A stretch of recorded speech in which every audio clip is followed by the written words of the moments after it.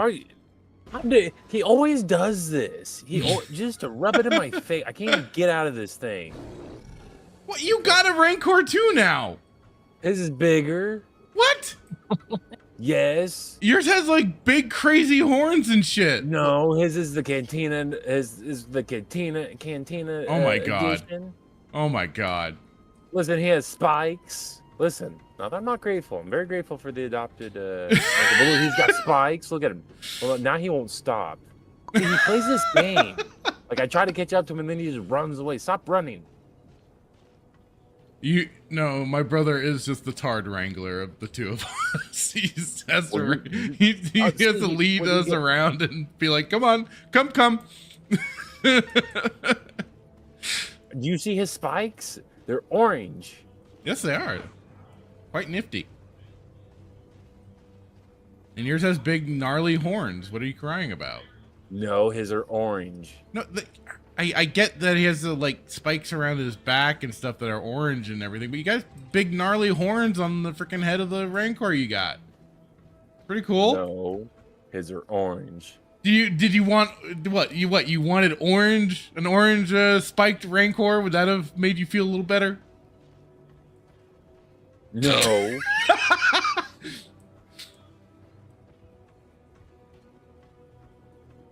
Where are we going? I'm hungry. There's stuff at a gas station.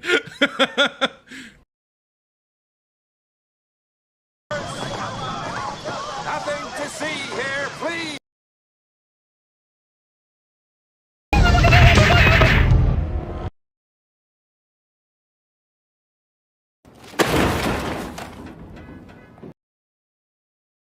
Hello and good evening, everyone. Welcome to another episode of Saturday Night Sith, number 117. We're almost hitting that 120 marker. Who would have thought? But I'm your host, the Fractured Filter, and with me here is, as always, the man, the myth, the legend, the J Hitman. How are you tonight, sir? You're very kind. I don't know if legend is an appropriate term, but maybe a myth, maybe a maybe a few other things. A compliment, Jesus Christ. Dude, so pumped to be here. What a show we have in store. A lot of good topics that you talked about. Definitely some added topics I wanted to bring. Yeah, I saw your comment. I saw your Twitter for one, phrasing. Two, I'm curious of the questions that you have. Yes, we gotta always add some extra content. Just at a absolutely. Notice. I am always for that.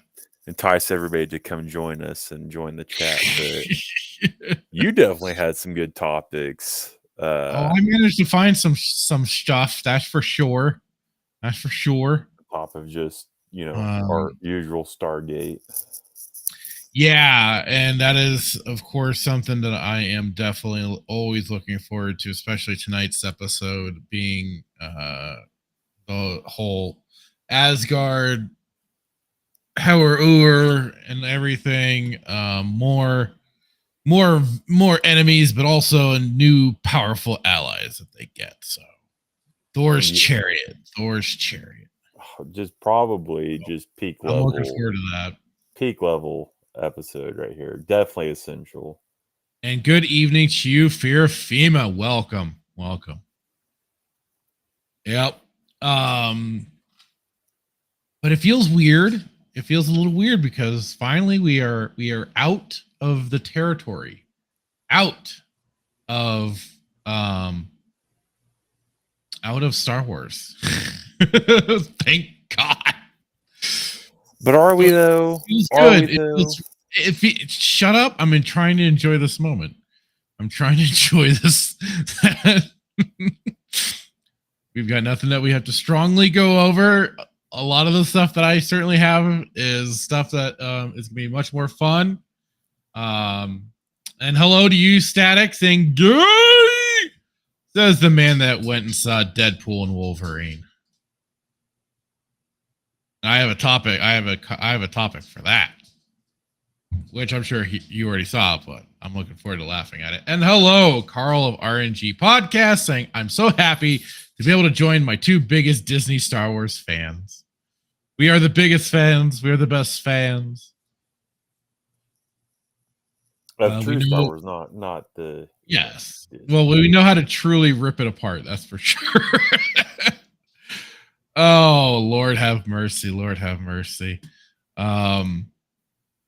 But yeah, I mean, even though like it is certain things that are kind of slowing down, there are others that are just picking right up for us to really launch into. So, but I'm really curious. You brought it up on X, Twitter, Twix. I don't know what to call it anymore.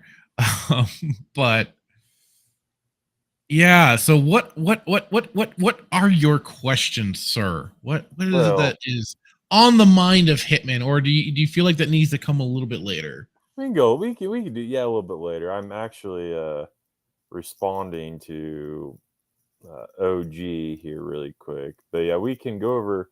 I do want to get into that. I do want to get these are kind of some deep questions, and again, as we talk about, we both. Obviously, we both share some, both agree and share some beliefs, but I definitely want to get your perspective on some things. But we can go into Deadpool and the normal topics of the day, and we can get into this later. Okay, sounds good. Sounds good. I just want to check and make sure what you were gearing towards.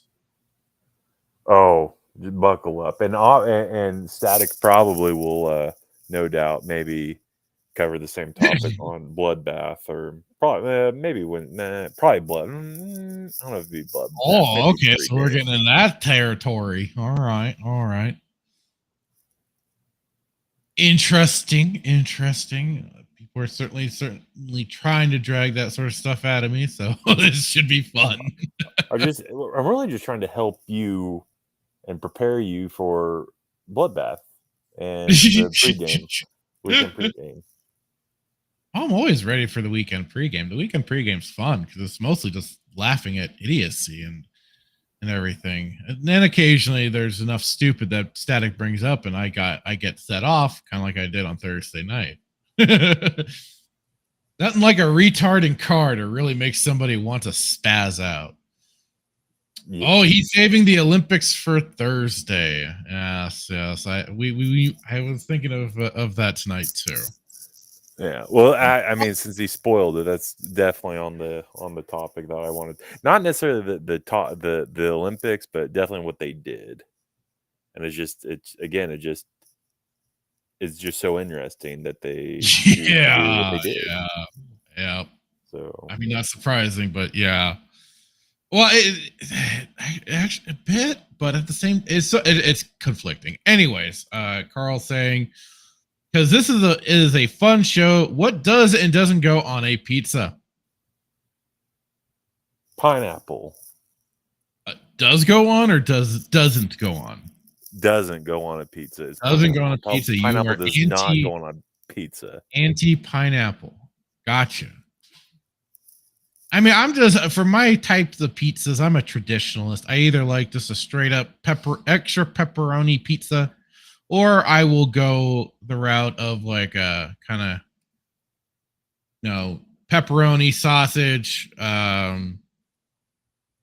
green peppers, kind of like the whole like supreme style pizzas. Those are always good. But it depends. I'm not a big fan of the pineapple. I have no ill will towards it. But I'm just not a fan personally. And Carl saying, why are French people shocked about the French being French? That is kind of the funny thing, right? First, though, I'm thinking we go into some other territory. What are you thinking? Let's get this out of the way. Because I think at least it'll be a quick little kind of chuckle moment, especially for me. Because what do we have going on in the world of gaming other than We've got a video game strike, ladies and gentlemen. SAG-AFTRA members who work on video games are going on strike. Ah, I love it. I just love it. Because it just means it has the potential for more of the industry to burn. And I'm all for it. But yeah, so even from the SAG-AFTRA website, members who work on video games are going to go on strike for AI protections remain the sticking point. So apparently, with the SAG-AFTRA National Executive Director and Chief Negotiator Duncan Crabtree Ireland, that's a heck of a last name, acting under the authority delegated by the SAG-AFTRA National Board and with the unanimous advice and counsel of the Interactive Media Agreement Negotiating Committee, called a strike of the Interactive Media Agreement effective July 26th. So just yesterday. 12:01 a.m. Today's vote to strike comes after more than a year and a half of negotiations without a deal. The convenience bargaining group with whom SAG-AFTRA is negotiating includes Activision Productions. Good luck getting anything out of them. Blind Light LLC, Disney Characters Voices. Again, good luck with them. Electronic Arts. You try and F them, they'll F you right back. Formosa Interactive LLC. Insomniac Games. Oh, dude, go after them, please. Llama Productions, Take-Two Productions, VoiceWorks Productions, Inc., and WB Games, Inc. Please do go after all of them. I want you to. Any game looking to employ SAG-AFTRA talent to perform covered work must sign on to the new tiered budget independent and interactive media agreement. Oh, my. The interim interactive media agreement or the interim interactive localization agreement. And I have talked plenty on the whole thing of localization on here. And I, of course, am somebody that is adamantly against localization. I'm all about translation and just, that's all you have to do. Just translate, and also grammatically make things correct, but otherwise, leave it alone. You don't have to add your bullshit. You don't have to tweak the stories in any way. Keep the story as is. We're playing these games from outside the country for a reason, because we want to experience that country's culture and what they are, the stories they want to tell. All the usual bullshit. Negotiations began in October 2022 and on September 24th, 2023. SAG-AFTRA members. So was this around also the whole strike that was going on too with the movie industry and crap? Sounds like it. Members approved a video game strike authorization with a 98.32% yes vote. Although agreements have been reached on many issues important to SAG-AFTRA members, the employers refuse to plainly affirm in clear and enforceable language that they will protect all performers covered by this contract in their AI language. Listen, like it is. I have my gripes of the whole AI stuff, especially when it comes to using it in terms of deep fakes and basically resurrecting dead actors and stuff like that. That was certainly my issue with Rogue One in the way that they modeled on Peter Cushing's face, and even then a young Carrie Fisher, which that one was the freaking worst. It was Peter Cushing's was actually looked good. Now, I thought it actually looked good, but the benefit to that was that they mostly kept his face shadowed, so it kind of helped hide some things. It's kind of like why the monster movies, they usually have the fighting in the dark and everything, because you can't see all the potential problems with the CGI. But yeah, I do not like that aspect to this, but at the same time, I also recognize that AI, what it is being used for and stuff like that, it's another tool. And it's either going to be another thing that people either have to, they're going to have to get on board with, or you can maybe, yes, try and rent out your talents to people that are looking for the non-AI or looking to stay away from AI, which as things go along, as time goes on, will potentially be more and more difficult to get around, because it will be also who can get certain stuff done faster than others, who can get these projects done with the less time, less money, yada yada. And if AI can accomplish that for these groups, they will definitely be going for it. So anyway, We live in a culture just necromancing people. it's just bizarre as hell. And then like it was like they've used it for voice work, and I mean that's where a lot of it has, especially like the people that are just enthusiasts, the level of the way they manage to get conversations to flow like a normal conversation is astounding. Like it's really impressive into some degrees. I mean, this is like off base, but again, like my whole problem with Rogue One is the fact that like if you didn't, obviously, we didn't have Peter Cushing, so like why even bring him into the story? Like I understand where this falls in the timeline, but right? if you can't make it flow and you're relying on really bad, here's the thing, man. I'm a snob. Like I don't think they should have brought.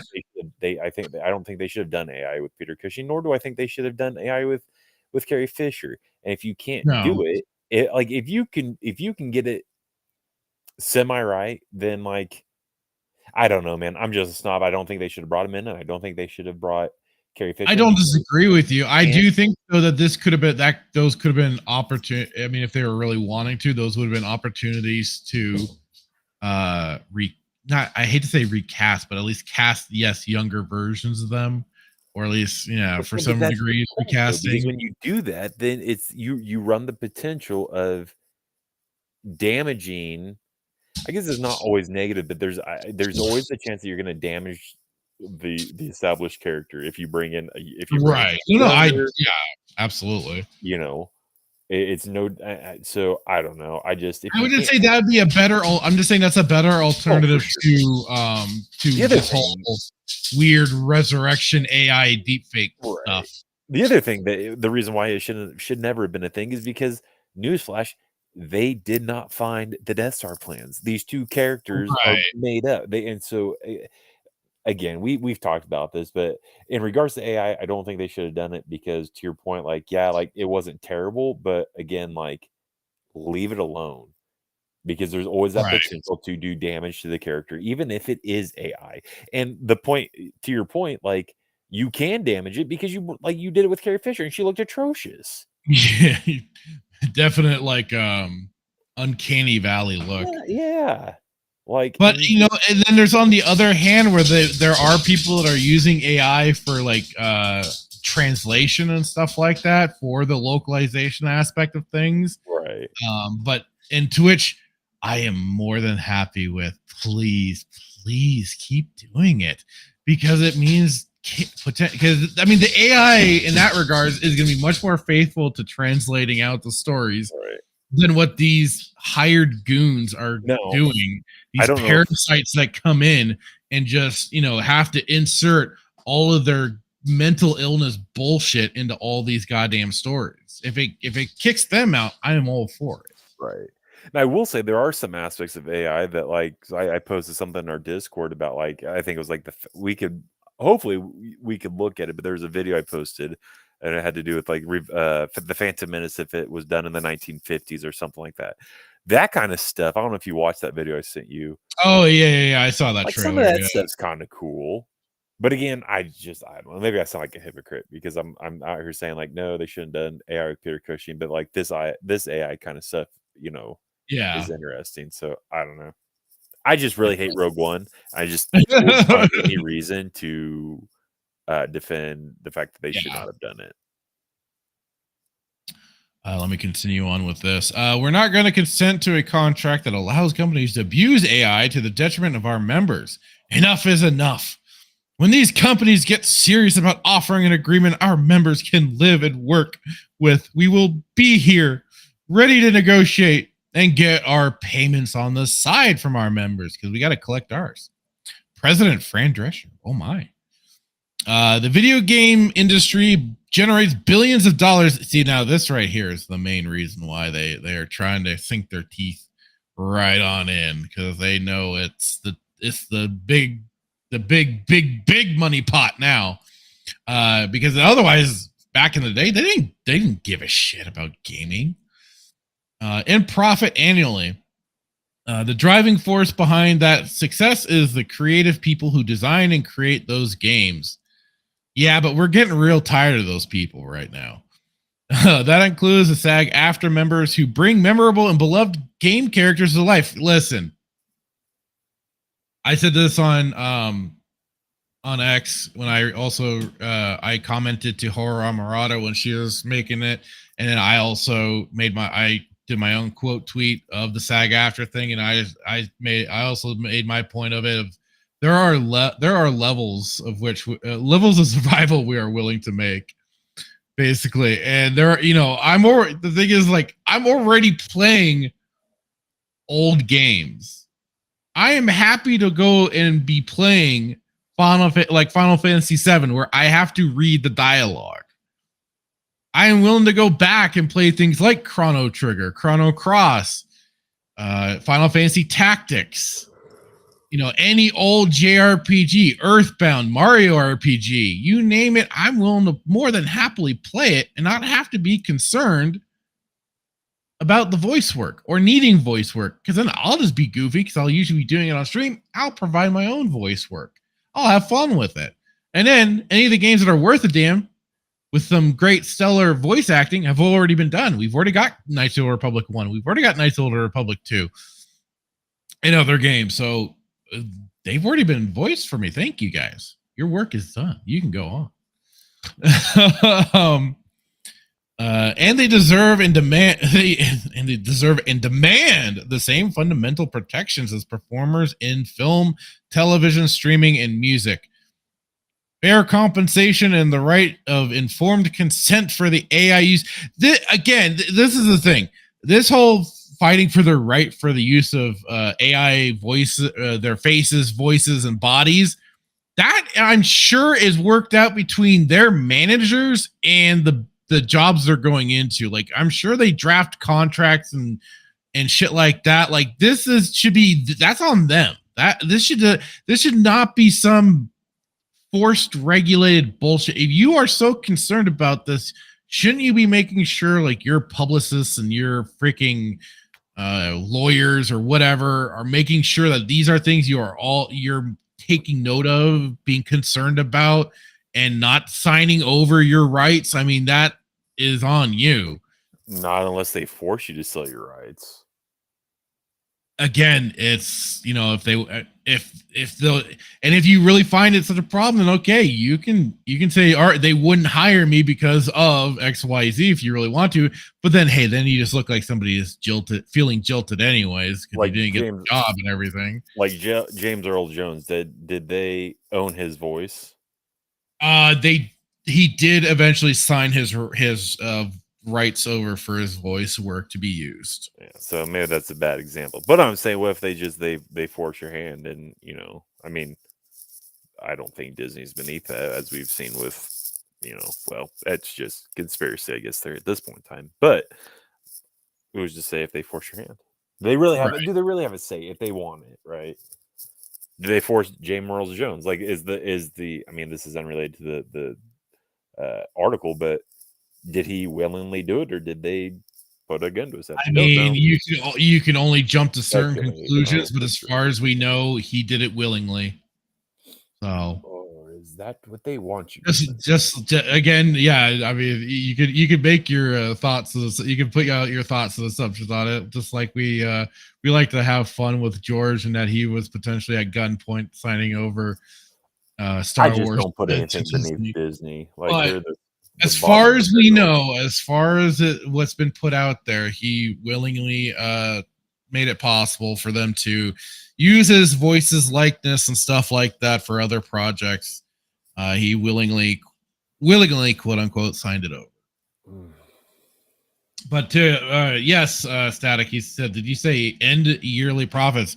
As this said here, in quote, the video game industry generates billions of dollars in profit annually. So, yeah. Is this just from DEI and all that kind of, or just collectively? You're just talking about generally. They're just talking about in general for the gaming industry. That's what it generates for profits annually. How much more does the whole DEI woke? Well, now there's the question, isn't it? There's another part of it. Objective to say we're not going to get into it here. Of course not, but I wonder how much of that is from that. Yeah, I would love to find out. Yeah. Frankly, it's stunning that these video game studios haven't learned anything from the lessons of last year, that our members can and will stand up and demand fair and equitable treatment with respect to AI, and the public supports us in that, said Crabtree Ireland. I remember also some of the voice actors got a stick up their ass a long time ago too. I remember David Hayter, the voice of Solid Snake, was part of that group. But not all. I don't remember what and if anything came of that for the whole like work. I don't know if they were trying to unionize or anything like that. I don't know, because it's a different beast when it comes between general acting and then the voice and the gaming industry in particular, considering gaming has still been, for some regards, kind of Wild West-ish in terms of how the employees are treated, especially from development staff and QA staff and stuff like that. Like I forgot what they specifically called it, but I know back in the day, a wife filed a lawsuit against EA of all places, of course, due to especially when it came to crunch time, the way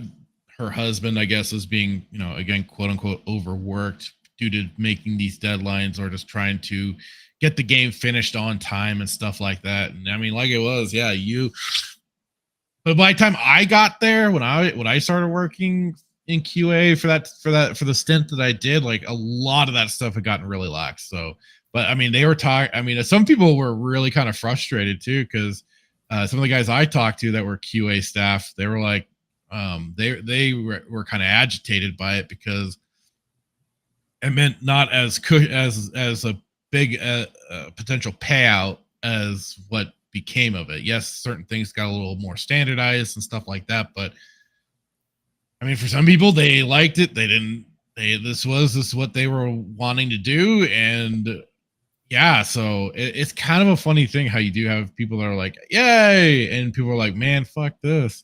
But anyway, like, I'm out. Yeah, but I mean, that's the thing. Like I said, like it's been a slow process that they've been. Oh, was it Rockstar? I could have sworn, because I know I was talking to people at the time when I was working at EA. He says Rockstar, not EA. Fact checked, hashtag. Because it was, I worked there at around 2007, so it would have been a time before that. I know that much. But hey, if I'm wrong, I'm wrong. 18 months of negotiations have shown us that our employees are not interested in fair, reasonable AI protections, but rather flagrant exploitation. Really? We refuse this paradigm. We will not leave any of our members behind, nor will we wait for sufficient protection any longer. We look forward to collaborating with teams on our interim and independent contracts. Again, like, this is all stuff that you should be working out for yourselves. You shouldn't be bringing in some dipshit organization at this point. Get better lawyers, I guess, which provide AI transparency, consent, and compensation to all performers, and to continue to negotiate in good faith with this bargaining group when they are ready to join us in the world that we all deserve. Said interactive media agreement negotiating committee chair Sarah Emile. God. Yeah, right. For more information and to search whether a video game is struck, please visit the sagaftra.org/video game strike.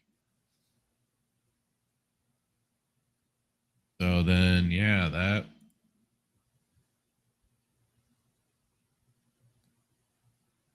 that brings us over to here. SAG-AFTRA members who work on video games go on strike. So this is more of this. So some videos. I don't care. Who is this? Who started this? Is it like having anything to do with like equal pay or? So SAG-AFTRA represents approximately 160,000 actors, announcers, broadcast journalists, dancers, DJs, news writers. That's a interesting one. News writers, eh? News editors, program hosts, puppeteers, recording artists, singers, stunt performers, voiceover artists, and other media professionals.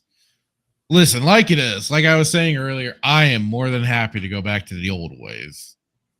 I will be more than happy to bring back the silent protagonists and stuff like that. By all means, I will read video game character chatter again if I have to. I'll get back used to it again.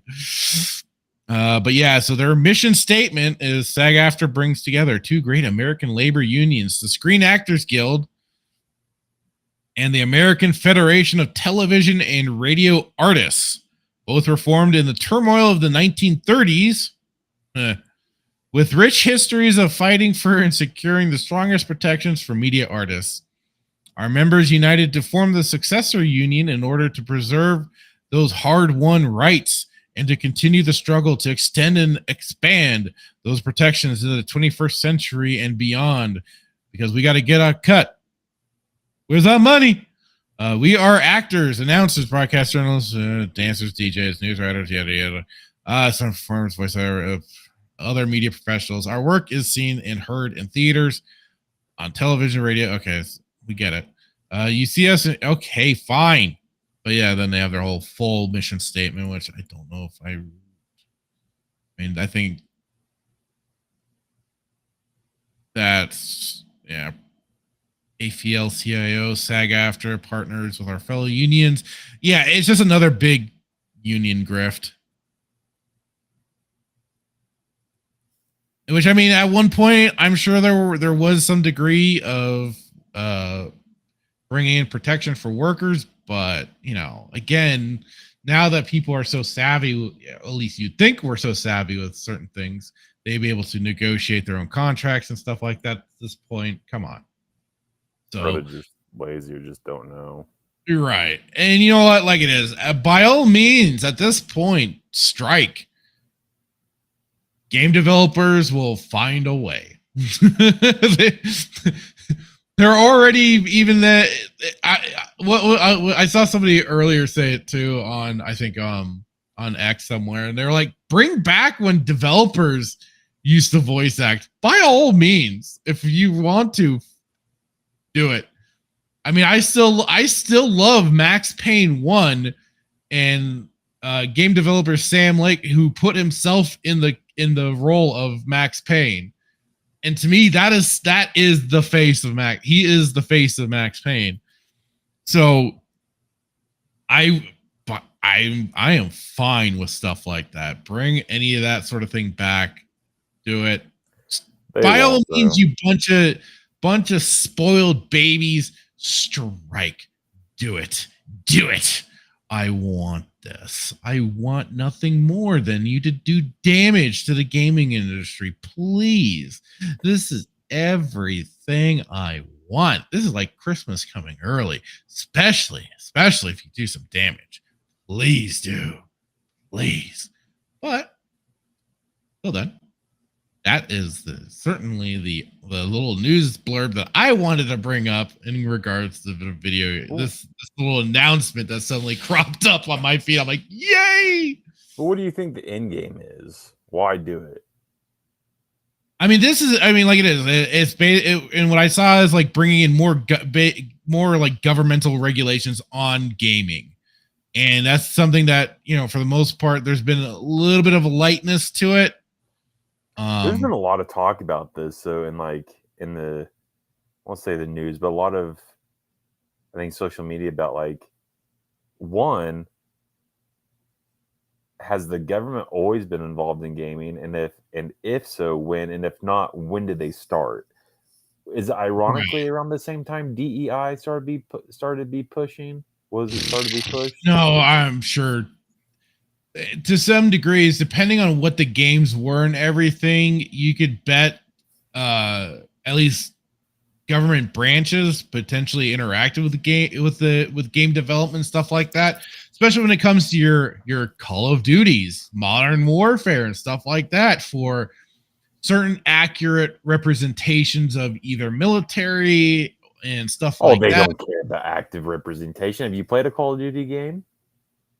Well, I mean, like for weaponry and stuff like that too, like, Yeah. for what they're using and maybe how it reloads certain things. I don't know. It could. That's just one of the. That's just like some of the things that first comes to mind when I think of what would involve, especially for like, bringing in government stooges and stuff like that for some of this stuff. It's just very interesting that, like, to think that the government would be involved in gaming, because isn't gaming an escapism? And you're like, why would the government have anything to do with gaming? But now we know that the government has everything to do with gaming, and now they want to regulate it. It's just very. Well, I don't know. I'm not going to go and say. To a degree, it's more of like government involved in businesses in general, because of the DEI, because of the ESG, because of whatever the heck. I know they changed the name, been a thing, but. And if not, where did it start? I think it's been a thing for a long time. It's just now, thanks to because of the internet, as long because as Sweet Baby Ink's been around, or longer. As long as Sweet Baby Ink's been around, or longer. Longer, I would say longer. Because like I said, and like they pointed out, the gaming industry has been a big money maker for a long time. That's what's so scary. And I think that's your answer right there. Why the government wants to be involved in it is because right. all this money. But, yeah. So I had imagined that they've been involved for a long time. BlackRock plays a part in it, or I'm sure they've had their fingers in different. I am sure they've had their fingers in different companies for a long time, through investments and stuff like that. So wasn't this in the news? Like, wasn't somebody like trying to fight this? The government getting involved in it? I don't remember. I thought I had read something somewhere that somebody was trying to fight the involvement of government within the gaming industry, because it's like you have no business in the gaming industry, but it comes down at this moment, I don't know for sure. But that's also what's been meant, other than like it was, other than this being brought up. I don't know for sure. Yeah. I mean, to your point, they'd be, I guess, stupid not to regulate gaming if it's $1 billion, whatever they make. But it's also an interesting thing to think about, like how much of this profit has to do with DEI, woke, all that crap stuff. But where are they getting this money? That's what's so crazy. Like the money to fund this, right? I'm sure we've brought this up. We've talked about that's like, where, yes, like you already mentioned the BlackRock and stuff like that. Those outside investors. Is it Soros? Is it like it's all those different sort of outside investors, and yes, the government money, basically the taxpayers. Like, listen here, man. Like $180 million to throw at a just dookie juice on the wall. Like the Acolyte, like that's still a lot of money. We're getting back to the Star Wars somehow. Well, the point I'm trying to make is like they threw $180 million at this budget to basically push what they wanted to push and just destroy canon. Yeah. But like $180 million is, I think, and maybe this is subjective, but I think chump change in regards to the gaming industry. But like, where are they getting this money from? That's what blows my mind. They're saying there's no amount of money that they won't spend to push this ideology. But I want to know where it's coming from and who has it. If it's BlackRock, fine. If it's Soros, fine. But like, just think about it. Like where? Well, that would definitely be something I would love to know for sure. These people have more money than the Saudis, dude. Like, think about that. It's pretty crazy, ain't it? That might be subjective, but I would assume that they have more money than But yeah. But please go on strike. But here's the thing: are whoever's in control of the gaming industry, or the powers that be, do they want this? Do they Oh, they want these want more. people They want more control for over the sure, gaming industry. but are they Yes. do they want these people to strike? Because if they're striking, then who's making the games? Who's doing the work? So do they want them to go on strike? It seems kind of, maybe I'm not understanding it correctly, but if you were in control of the gaming I see what you're industry, saying. Yeah. yeah, I if see you're what in you're saying. control of the gaming industry, the last thing you would want is Is for them to slow down production on any of the. unless these are like the last defenders, if you will, and if once you get them out of the way, then you can just come in one fell swoop and control everything, or you can like if they go on strike, then you I guess replace them. I don't know. It's kind of like I guess I in my mind it's like true Star Wars fans and then the Disney films. Once we die out, which hopefully that's not the case, but like, is it just a waiting Right. game?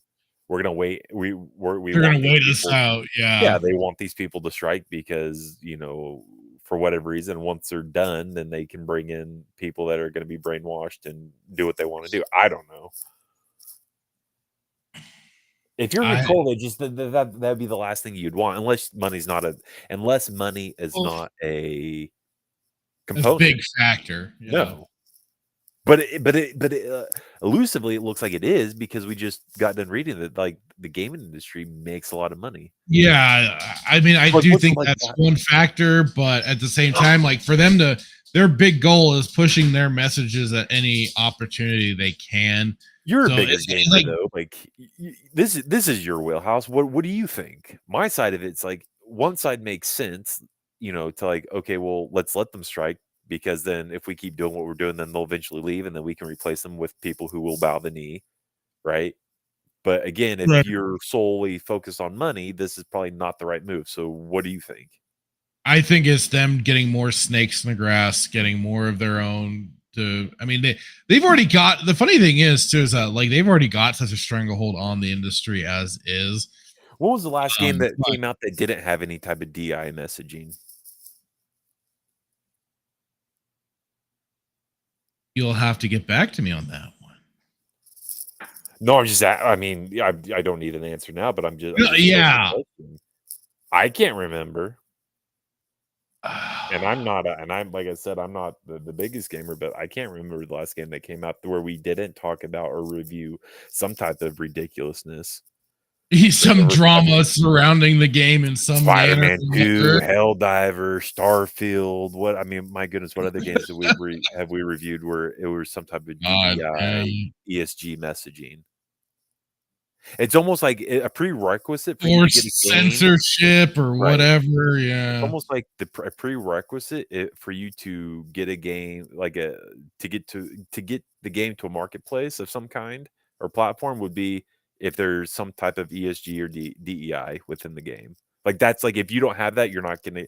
It's very hard to pass unless you go to like I don't know, like and like I don't know, Steam or something. I don't know, but I just feel like I don't Static remember. Power World did come to my mind too. I just was like, I hadn't. It just I was like, The Pokemon game with guns. Yeah, the Pokemon with guns. Think about it though. Out of all the recent games that have come out, haven't they all had some type of DEI ESG? Well, and to Static's point, Helldivers 2 was for the game itself. But that was like he said, like he points out, the community managers was the bad aspect of that, and that's out to a degree outside of the game. Was the game fine?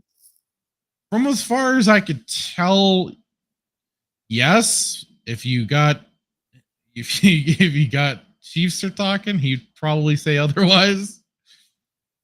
And I forget all the points he made specifically, but I remember him going on a rant and giving me shit when playing it. Yeah. Especially when you throw some beers on him, he can go. You want to talk about a fractured filter? Oh my god, this guy. And since that's like Liza P, I haven't played it. I can't confirm any for myself. I'll just take your word for it, Static. So he's saying that's a good one. But what always shines through, I hate to say not shine through, but what always grabs our attention, yes, are the games that are overloaded with it, because that brings the most drama, the most, just especially for us to rip into it, that sort of thing. My goodness, Harry Potter. I forgot about Harry Potter. Why didn't you remind me? Oh, Hogwarts. yeah. Hogwarts Legacy. Yeah. That had pause. That had the pause. So, yeah. How long do you think this will go on for? As long as the stag did? I hope, like I said, I hope they do their damage. They do what needs to be done. How many days a week? I want punishment onto the gaming industry. I want some people to realize just how parasitic and how bad these people are for the industry. I want to pose a question to you though. Do you think if there are powers that be that are controlling the gaming industry, no different than the powers that be controlling the country, do you really not think that they knew this was coming, or do you think this was not planned? And if so, I guess my question I want to pose to you is, how long would this have to go on for you to be convinced that this actually could be something that they planned and they don't? How do I want to word it? I'm trying to figure out how I want to word this. I think they've been kind of haphazard with some things. Some things might be a little more coordinated, especially getting people into colleges and stuff like that. But I think like once it's kind of gone down from there, it's just been kind of maybe a haphazard approach, or just like whatever's the most popular of the time. So they'll definitely gravitate in those directions.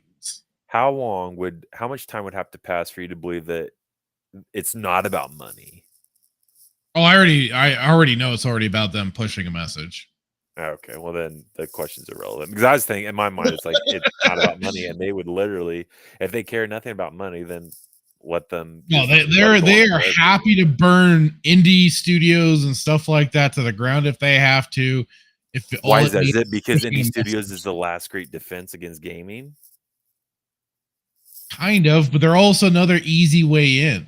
They're kind of that little stepping stone. Once they make it there, even if they like say throw a game under the radar that doesn't have a lot of the degenerate pause in there, that can then gain them a little bit of prominence. And then next it's kind of like TV shows, right? Right now, like the first season for a lot of people will generally be really good, and then it's like the second season they always have to be aware of now, because that's where they start injecting shit. So. Kind of that it could be like the same thing with like an indie studio, but to a degree, like the indie scene is I would say it's a little more an even split, where you got like 50% of people that are really there is because they're passionate about the industry and stuff like that, and then there's the other 50% of people that are in there that are just wanting to use the industry as their soapbox to push their message and crap like that. Is it similar? Is the indie gaming industry similar to like the indie industry of comic books, where it's much easier to get something passed from the indie side of stuff because albeit you might have like the indie, you are your own editor, versus DC and Marvel, you have to get your story passed by right. Yes and no. The thing is, like with gaming, it's a lot more difficult, because so much more goes into developing a game than creating a comic book. You have so many other things that you need to cover when it comes to pushing out a game, and I'd say it's a lot more of like a bar for it's definitely a higher bar for entry in that regard. You need your graphic artists, you need your coders, you need testers. And there's a lot more stuff that I'd say goes into a video game than goes into a comic book. Yeah, and I'd say like that's been like at least one good degree, is that with comics, people have been able to generally make this stuff a lot easier. Well, but then also depending on how they go about it. If they're not using digital, if they're still doing much more hand-drawn, takes a little bit longer. They're using digital, makes it a little bit easier to kind of, get some certain things printed out and stuff like that. But for gaming, much more difficult, especially that was like a lot of the things, like a lot of us during Gamergate was waiting for certain dev groups and stuff like that to get their games out. but for some of them, it wasn't until like well after the fact, because like it is for some games, there's at least a 5-year development time, depending on the game that they're putting together. But it takes time because you have to then do bug checks and stuff like that. Make sure you aren't falling through worlds, doing weird glitches and everything, unless that's your goal. But yeah, it's a different bar. It's a different entry for it, I'd say. And it's, yeah. Is the are there?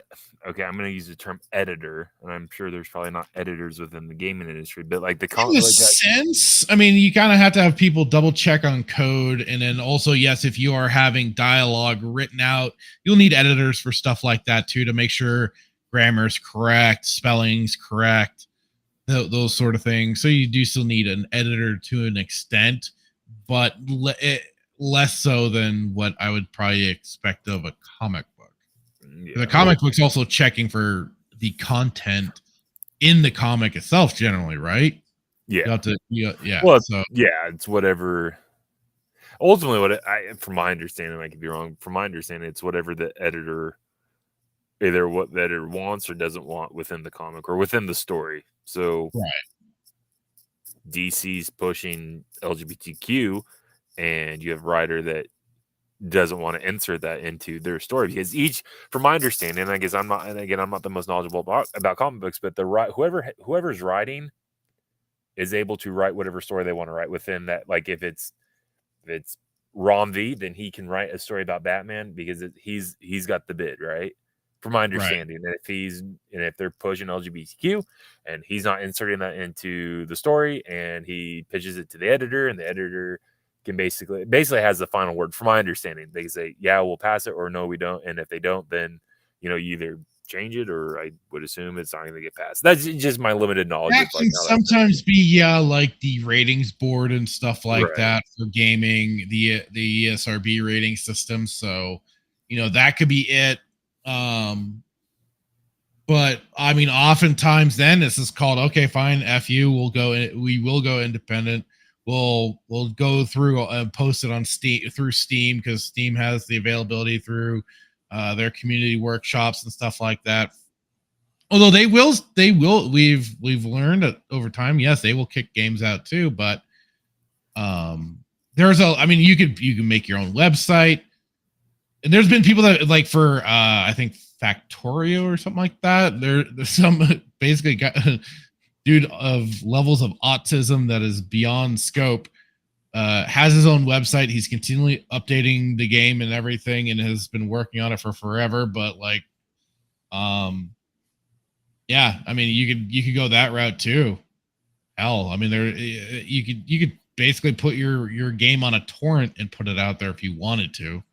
Some people don't give a shit, and that's not what they will do. They'll just be like, fine, here you go, free game. We don't care. Pay us what you want if you want to, or not, whatever. So much different avenue. But yeah, that's the gaming side. Will this cause the gaming industry to burn? They're not going to let it burn, because that's their money. They're not going to let it burn. That's just my hopes and dreams. What can I say? But no, they won't let the gaming industry burn. At best, this will be a road bump, a speed bump, as it were, and it'll slow some things down in the process. Maybe delay games, because hey, if you delay a game, that can mean it will be better at the end, right? Starfield, but yeah, just little things like that. Like it'll delay some games. Maybe it will cancel some games, but otherwise.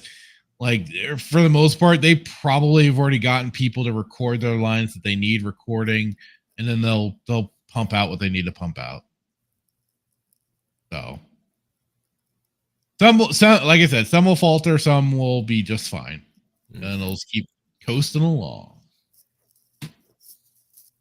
But as Static says, some people will say it takes as long to make a comic as it does a video game.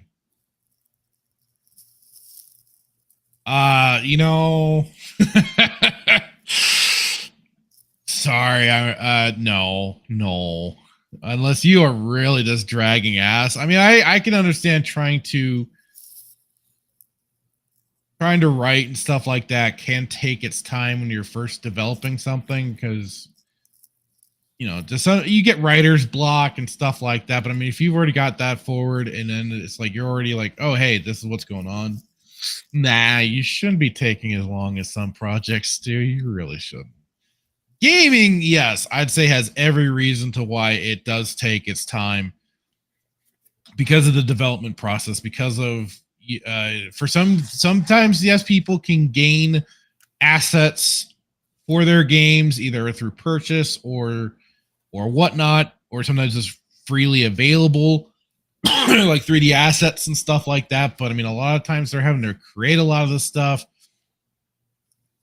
in these projects. Or if you're then if you're going the pixel route, that in of itself is quite the art style to adapt and do. Because I mean, if you look at old pixel art, some of it is just gorgeous, and really like why those old games, to me at least, stand the test of time, because of how much effort and time they put into that.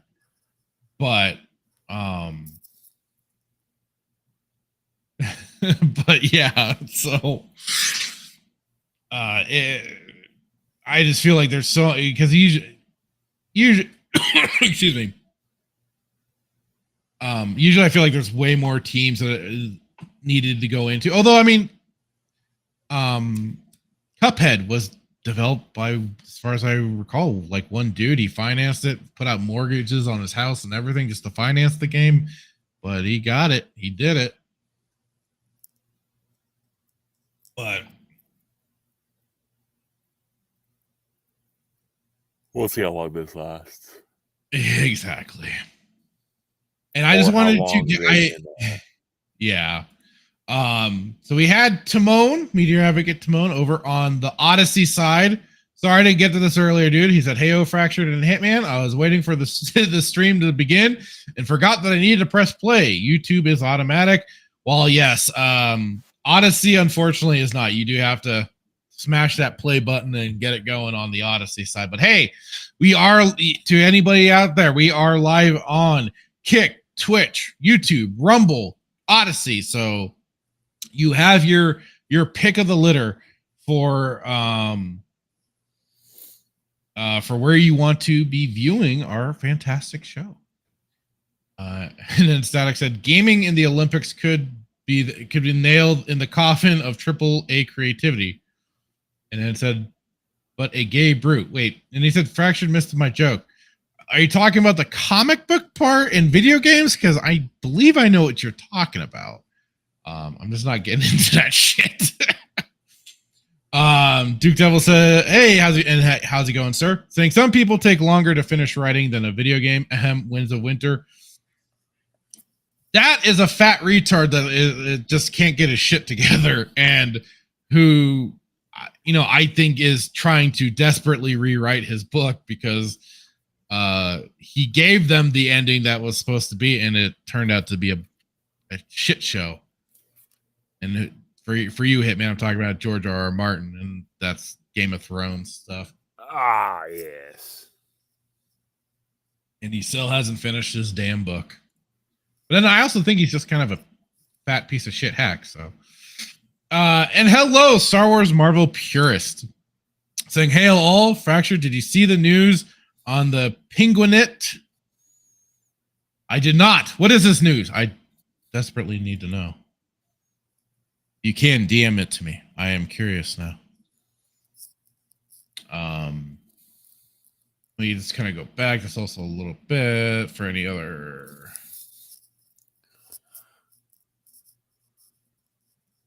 And hello, Brandon Trent. How's it going? He's just greeting everybody as he jumped on in.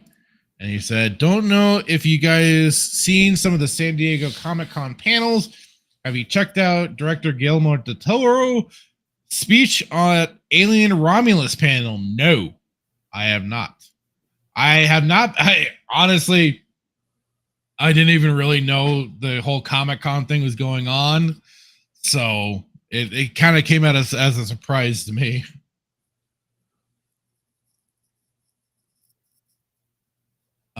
But okay, there we go. There we go. That's the chat. That's the chat. And yes, like it is, gaming, I hope, takes its hit. I look forward to it. Wrong as that may be to some, but damn it, I'm just like all for it at this point. Okay. Did you want to go into your questions, sir? Yeah, I guess we can, because Deadpool's obviously trash and will continue to be trash, and I will never go see it because I'm not a Marvel fan, and I just think that I'm just not really a big Deadpool fan. I don't know, did you watch it? That's not a topic, by the way, but I know we had Deadpool like 117. I have something in relation to Deadpool. Okay. I haven't seen the new movie. No, I don't plan on seeing it. I bet you Bradley has. Not in theaters. The high seas. I may seal the seas to see it if I'm really feeling all that curious, but otherwise, I can't say that I'm like really like, oh my god, I gotta see it. Because like I've pointed out plenty of times, Deadpool 2 to me was just just no. It was no. A lot of stuff I just did not like about it.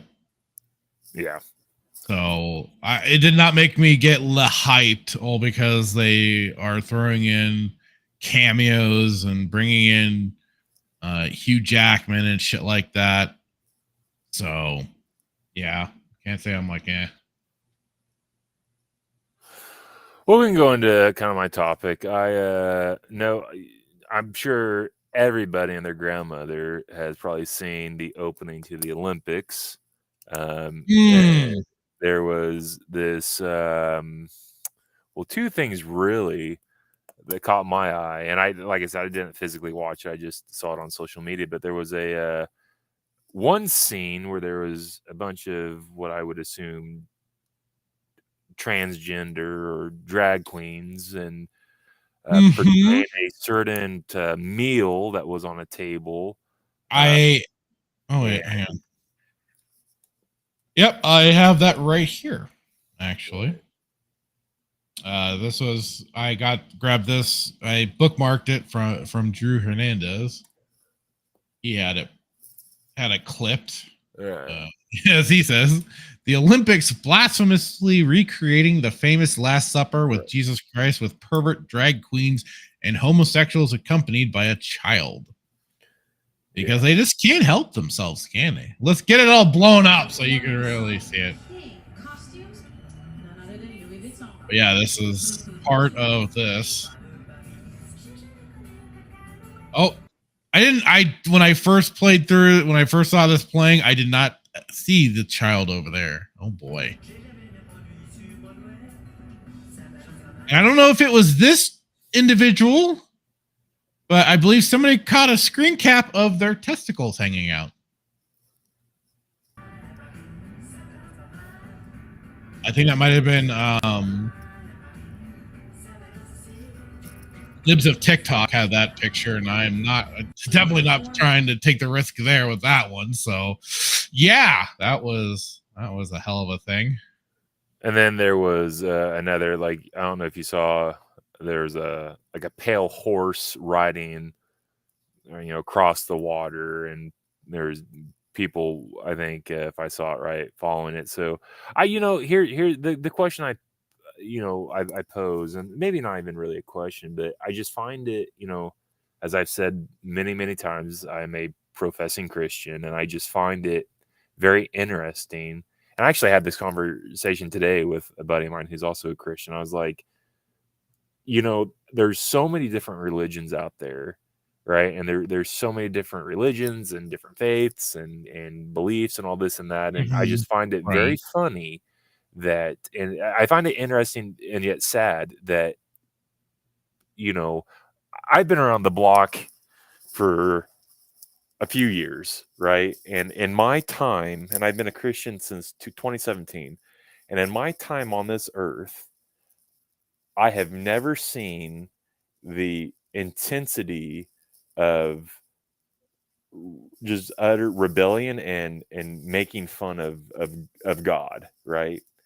And I just Right. what I find very interesting is that of all these faiths, why is it that people choose to I'm going to use the word mock. Mock is not the right word, but it's the best word that I can use to describe this, because only Christians, only believers in Jesus Christ can mock God, right? Because somebody who does not have the Holy Spirit can't mock God because they don't have it, right? They don't have him. But I just find it funny that they choose to make fun of Christianity. They don't make, and I'm not saying people don't have their disagreements with different faiths, but I'm talking about like openly on national television make fun of Christianity and like blaspheming blasphemy of the highest order. Like nobody's doing it to Islam, nobody's doing it to Buddha, nobody's doing it to the Baha'i faith, nobody's doing it to Scientology, nobody's doing it to the Roman mythology or the Greek mythology. It is they make fun of Jesus Christ and God, right? Capital G. And I pose the question I want to pose is, I can't my job is not to convert anybody to Christianity, right? I have no say in the matter, right? God has to call you, but what I am responsible and held accountable to is preaching the gospel. And so, like, the question I pose is this: if Christianity was false, why do so many people mock it and make fun of it? And before you answer, let me give you a little tidbit that, this country, the United States, was built on Christianity. People can argue against that all they want, but it is a fact. When you look at the founding fathers, outside of Thomas Jefferson, outside of Ben Franklin, I think Thomas Jefferson, they were like deists, but they were even really bad deists at that, right? But this country was founded on Christianity. People will say Judeo-Christian values. It's Christianity, and I've done research on this. So, anyways, I just posed the question: if it's completely false, why make fun of it? If it's completely false, why say GD? Why say God dang it or Jesus Christ? Like why take that name in vain? Nobody's taking son of a Seth, or son of Buddha, or darn it. Like no, like you go down the street, nobody says that. Right. No one says Muhammad damn it, Buddha damn it. Like nobody's like, you don't hear that. No, So you don't. why is it? If it's fake, why make fun of it? If it's not true, why make fun of it? That's the question I pose to you. And the reason why I want to ask you is because, like I said, time and time again on this show, we have talked about, what you believe and your background and whatnot, and how you did your, the atheist and agnostic route. And then you've asked the questions, but seeing this, and why choose this specific, like, there's no there's no misinterpretation of this. This is 1000% the Last Supper of Jesus Christ with his disciples. Because if you count how many people are in that poll, how many people do you count there? Is it 12? Let's see. Hang on. Let me pull it back up. As horrendous as it is to look at these creatures,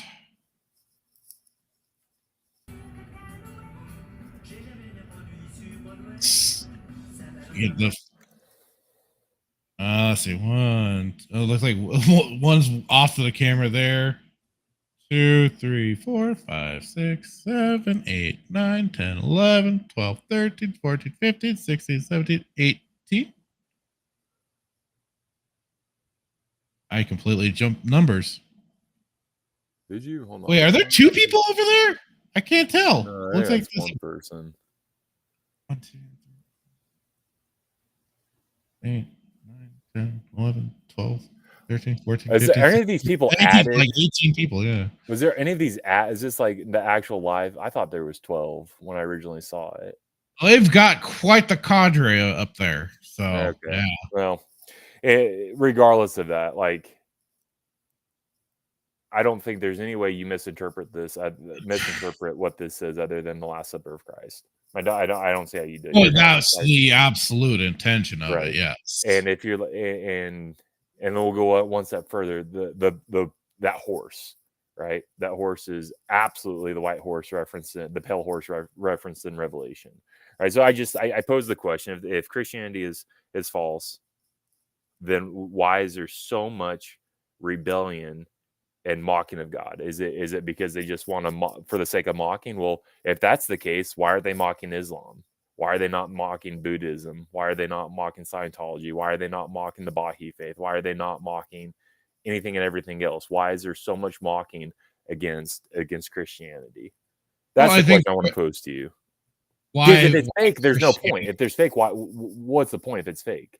It doesn't do anything. Partly to Duke Devil's point here, Christians won't kill those who blaspheme their religion. Others don't. No, some others will also cancel your credit rating and stuff like that. If you know, you know. No, they Christians, they are probably the reason for it, why they're mocked. Yeah, that's the big part of it. They will not retaliate so strongly as others do. But it's probably if you think about it, at least I think about it through an American lens, and that it comes across to me as like the religion almost like that can be spread so easily throughout the world. So that's the one thing that they especially want to stop it. I think it's probably because of its message. They particularly like to mock and deride it, and why? I think it just comes down to that. Like, they won't fight back as hard as anybody else will and exert that power through it. So do they think it's a threat? It's a soft target. It's probably a threat. They see it as a threat to them. I mean, like it is. And I don't want to. I don't. Why? If it's fake, why is it a threat? Because I think just through its I would just say probably the power that it brings, the word of God, that it is so strong to some people, and why people get brought into Christianity like they do. It is a powerful thing for a lot of people, more so than other religions, I think, because I think the other thing that's for some religions there's almost a kind of talking like I was talking about earlier, a bar for entry. Some you have to learn the language, because through Judaism and stuff like that, you kind of have to learn the language. Islam, you have to learn the language. Christianity kind of has a very universal language, and it's probably next to things like Lord of the Rings is one of the most translated books out there. Yeah. That's made its way across the continents. But the thing is, the way I look at this particular instance of them doing this and who is being represented right here, this is their ultimate, basically, middle finger. This is them showing that they have beaten you. They have beaten you down. They are now the dominants of this. And yes, we can all mock and deride it as much as we want. They're basically the ones that are running this show. This is like at every pride parade that you hear about of all the sick degeneracy going on. That was their end game. This is their ultimate end game right here. But the Olympics is the biggest, probably now the biggest world event. But here's the thing: if they pose, and I want to try to articulate this the best I can, because I will tell you that my wheelhouse is obviously, as a Christian, I focus more on like Mormonism and some other cults. Mainly like Mormonism is my wheelhouse. So I will admit to you that I don't know a great deal about Islam, but I will tell you this: if Christianity is such a threat to them, or if they a soft target and they're so threatened by it, and they don't like Christianity because of their belief in sin and whatnot, why are they not making fun of Islam when Islam will kill gays? Try to be homosexual the Charlie Hebdo thing. They mocked Islam and Allah, and they went to that to that guy who's a comic artist and shot up the place. Right. But you don't. I guess what I'm saying is you're not. That's I don't know. You that's don't like make this a spectacle on the one of the that's biggest how stages. far they will go to defend their religion. Christians won't go that far. They may chastise you or try and make you feel a degree of shame, but that's about it. They won't fight back. Not really. They'll just kind of, unfortunately, take it up the backside like these people here.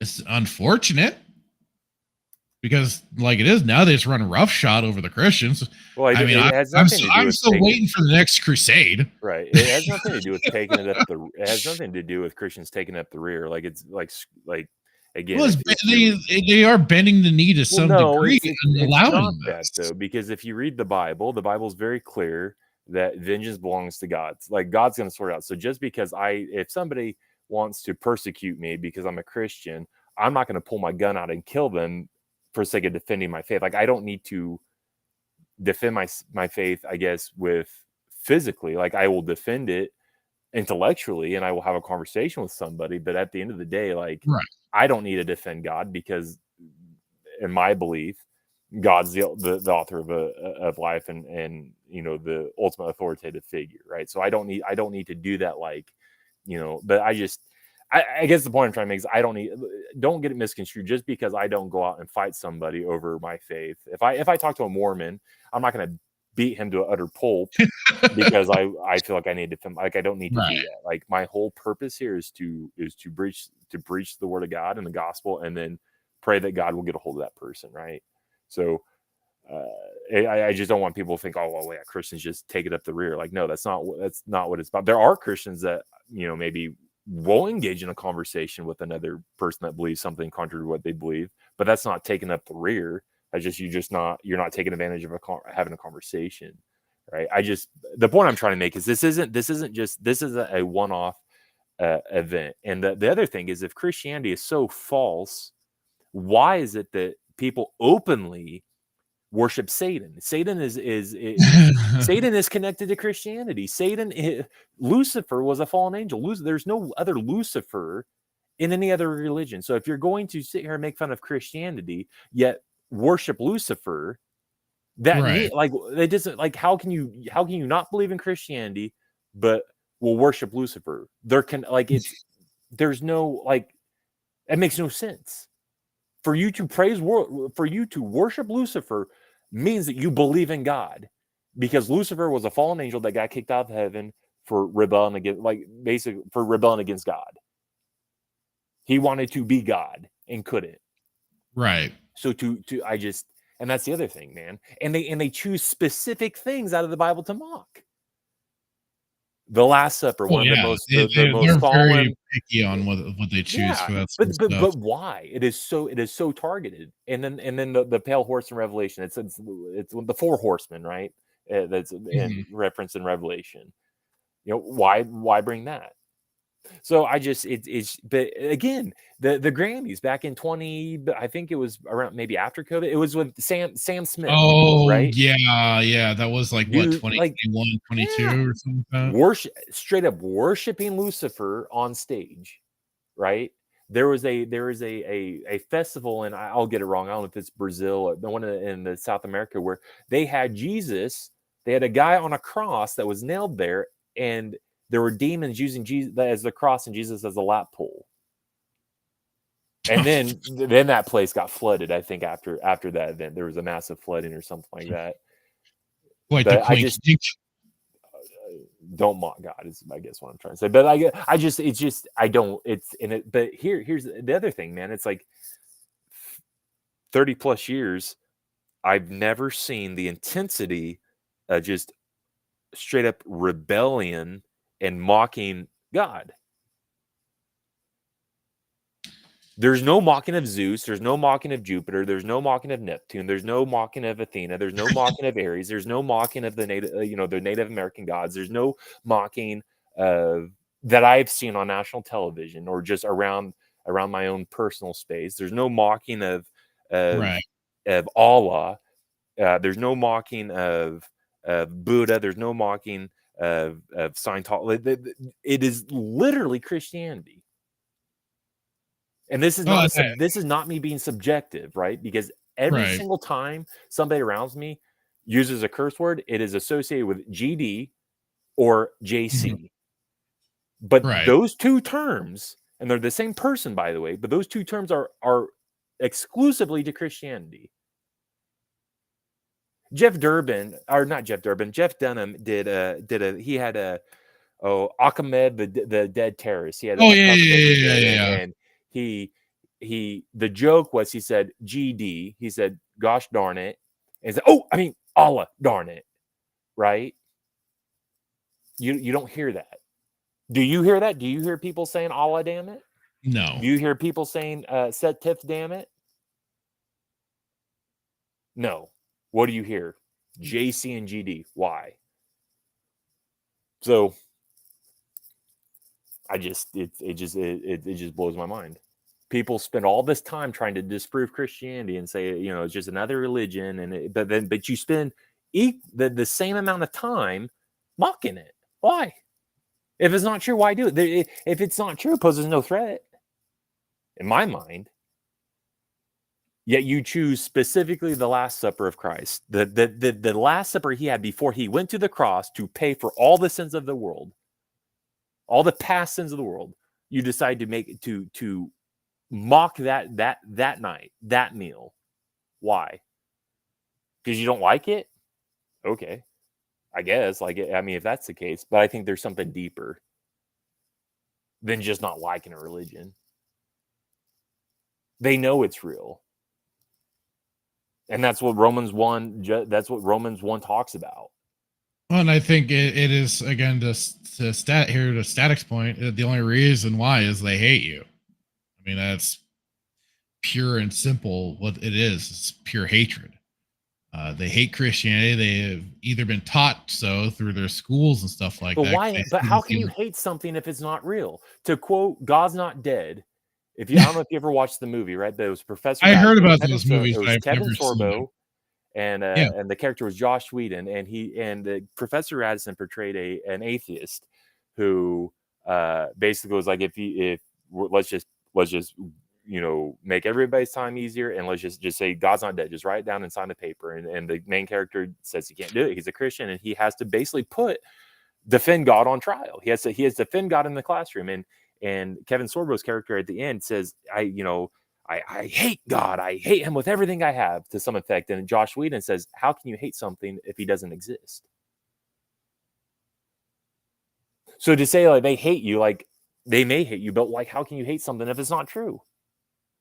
Right. In my mind. And that's just my own. That's part of their whole thing is God's not real. You got, all that sort of stuff. So, I mean, you expect these people to make sense. This is the other pure and simple thing about it. They know how to attack, and that's the form of attack. They just keep attacking you. They keep attacking your religion. That's all they do. That's all they know how. That's all they can and know how to do, and it's effective. It works. But if you don't believe in something, are you going to take the time to mock? It doesn't matter. It doesn't matter. But it does. All it means is attacking your religion, dude. That's at the end of the day. That's all it comes down to. Whether it's considered fake, real, or not. What matters is destroying the image in which it is. It's a repeating of the meme. Is how they say that that's what aggravates me the most sometimes, is when people try to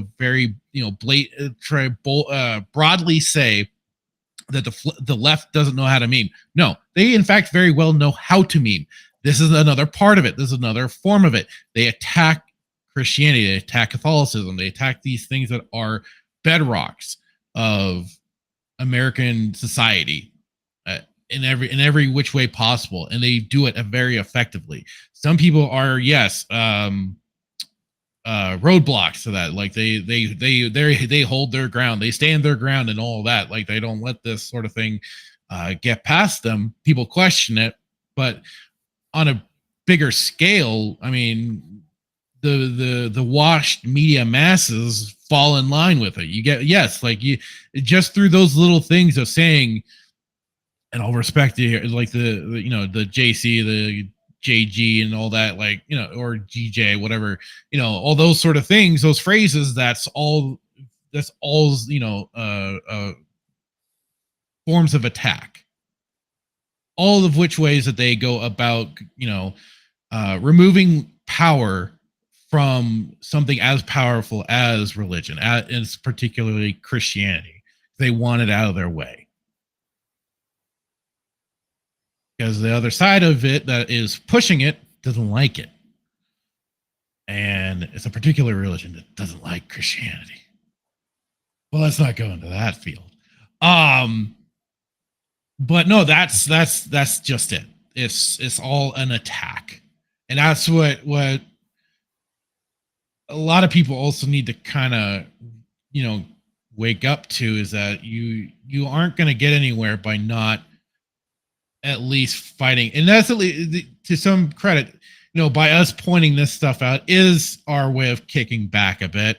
There are people that are questioning it, little bits more and more here and there, but you have already, and I've, you know, people are in forms of habit and stuff like that, where it's just like, no, they'll keep with the usual grain, but by and large, it's very little, and almost to some degree, a little black pilled here, but too little, too late. Because look at, again, to go back to it, they're on the grandest stage. And I hear what you're saying. They keep making more and more small victories, or just victories in general. They are getting, and yes, there are people like fighting against them in terms of like the whole, you know, keeping them from kids through, you know, through the mutilation for transgenderism and stuff like that. But they're still making, they still have the government on their side for the time being. And who knows if, you know, should we get somebody else in office, a Trump or whomever. I don't think Trump will be a big winning factor. Sorry, guys. But we aren't going to get anybody that I think that will be, it's going to be as hard as the pushback. I hope I'm wrong. I want to be wrong.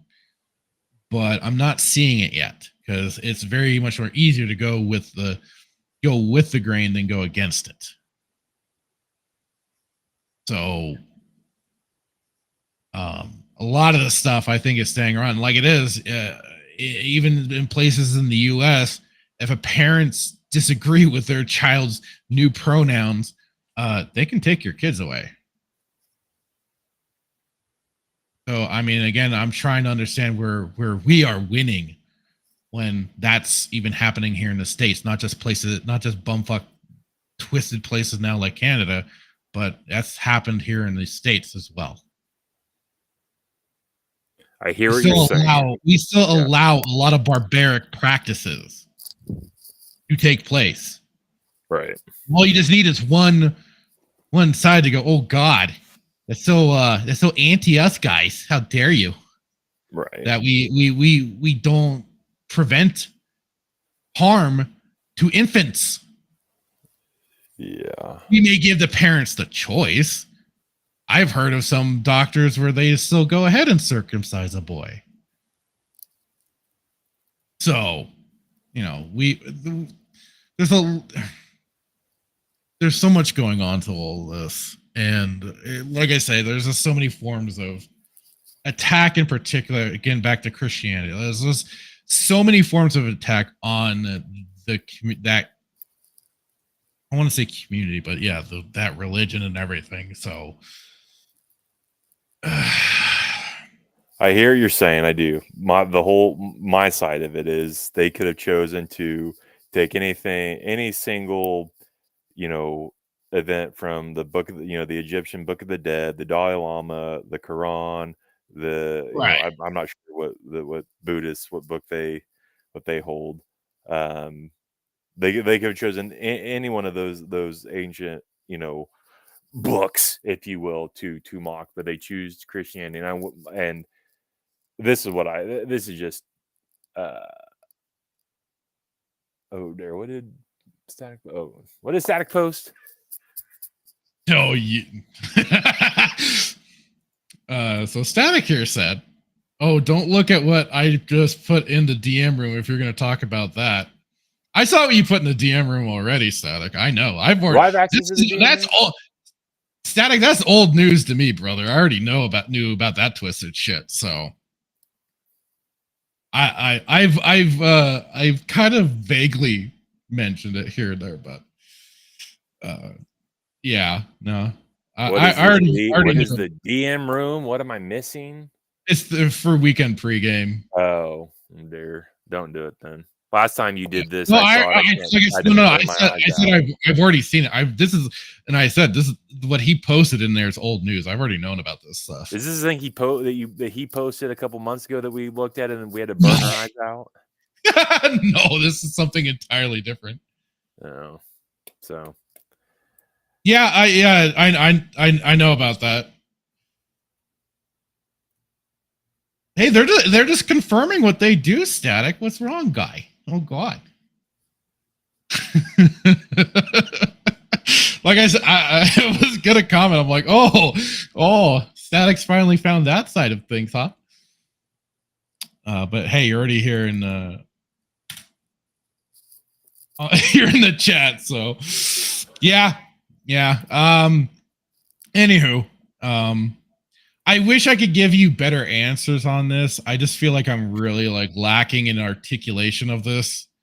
no, I just want to get your like what your thoughts were, what you felt, because again, whether it comes down to, I just think it's more than just hating Christians and Christianity. I think this is just my own belief, and it might be subjective, but I do believe that, I believe what Romans 1 says. I think that he's a true God. His evidence has been around since the dawn of time. And I think people choose to mock Christianity because they believe that it's true and they hate it. That's just my own belief. And I know that people will disagree, and that's fine. That, it's just interesting that people spend so much time mocking this religion versus any other religion. And if it wasn't a threat, why mock it? Why do you hate it? If it's not true, it's illogical to hate something if there's no potential that you don't think it's true. Right. Or I guess you could just hate it because you hate the messaging. But again, like in my mind, there has to be more than just not liking it or hating it. Like if it's not a threat, why attack it? And if you hate it, then why do you hate it? Well, because it is a threat to them and everything like that. They just don't admit to anything of that sort. But again, is Islam not a threat? Like if you're homosexual, they are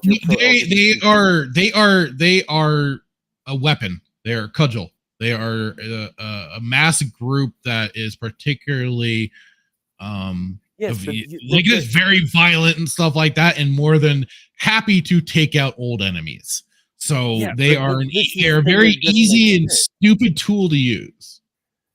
Because predominantly, again, a Christian who has a conversation with a homosexual, their whole point is to preach the word of God to that homosexual, that person who and again, this is not to say that Christians are without sin.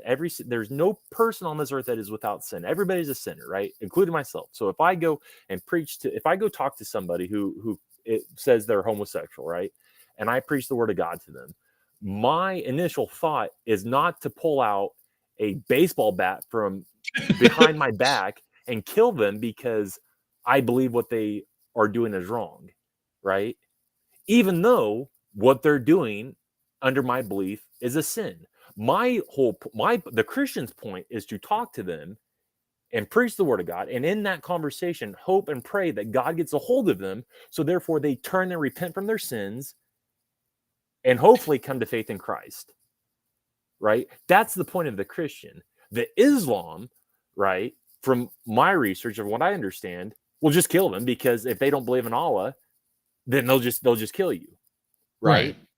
So why do they fear and spend all this time hating Christianity, who is less of a threat physically than somebody who is Islam? And again, I said this 5 minutes ago.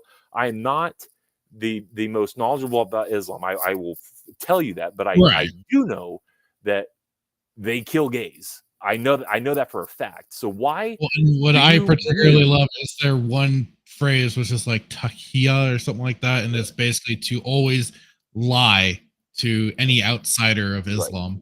So again, that's the question I pose. If And that's why Christianity you is less of cannot a take them threat, at their word. right?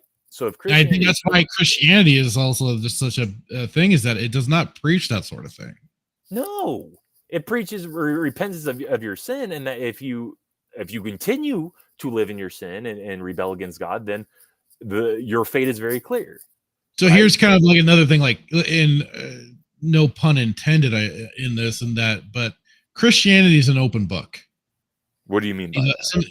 by that I mean I see it as like there's nothing to hide. Like they lay it all out, and like I said again to my earlier points, it's kind of open in many languages for people to read the Bible. Mm-hmm. Again, to some of these other religions, yes, Allah, Judaism, and stuff like that, they are closed off through needing to understand and read their language. So they're like, and so you have to understand what is actually being said. And like I said, again, like it's very closed off. While again, and I feel like they have things to hide by doing that. Again, like terms like the taqiya word through Islam, to not, to lie to those that are not of the religion. Those sort of things. Last I knew, Christianity didn't have terminology like that. They were all about, preaching the word, and to, as you are, very well putting it, to, help people find the way to the Lord. Right. And by just basically preaching the word. Right. Theirs are sometimes through deception, through lies. Oh. That's the point I guess we can end on, is if Christianity is less of a threat physically than like Islam, why are they not on this stage mocking Allah? Why are they not mocking Muhammad? Why are they not doing that? Probably because they know what would happen if they did, right? They know exactly what would happen. Their stage but again, the point I'm trying to make is in no time. Oh my God. For sure. But the point I'm trying to make is it is my belief that obviously Christianity is it's not even a religion, right? It's, and I've said this before, it's not a religion, right? Christianity is the one belief where God came down and became man, and religion is man-made. Like, you're trying to work your way to God, and Christianity is God coming down and becoming man and dying for sin. So like that's right. And it's all work-based, right? Christianity is not. There are works involved in Christianity, but you're not working for your salvation. Your works should be evidence of your faith. So I find this very, I should be saddened, and I am angry. I'm livid watching this, but it's not an anger that I'm going to go out and blow, just blow a gasket. But it's a righteous anger, because they're literally blaspheming God.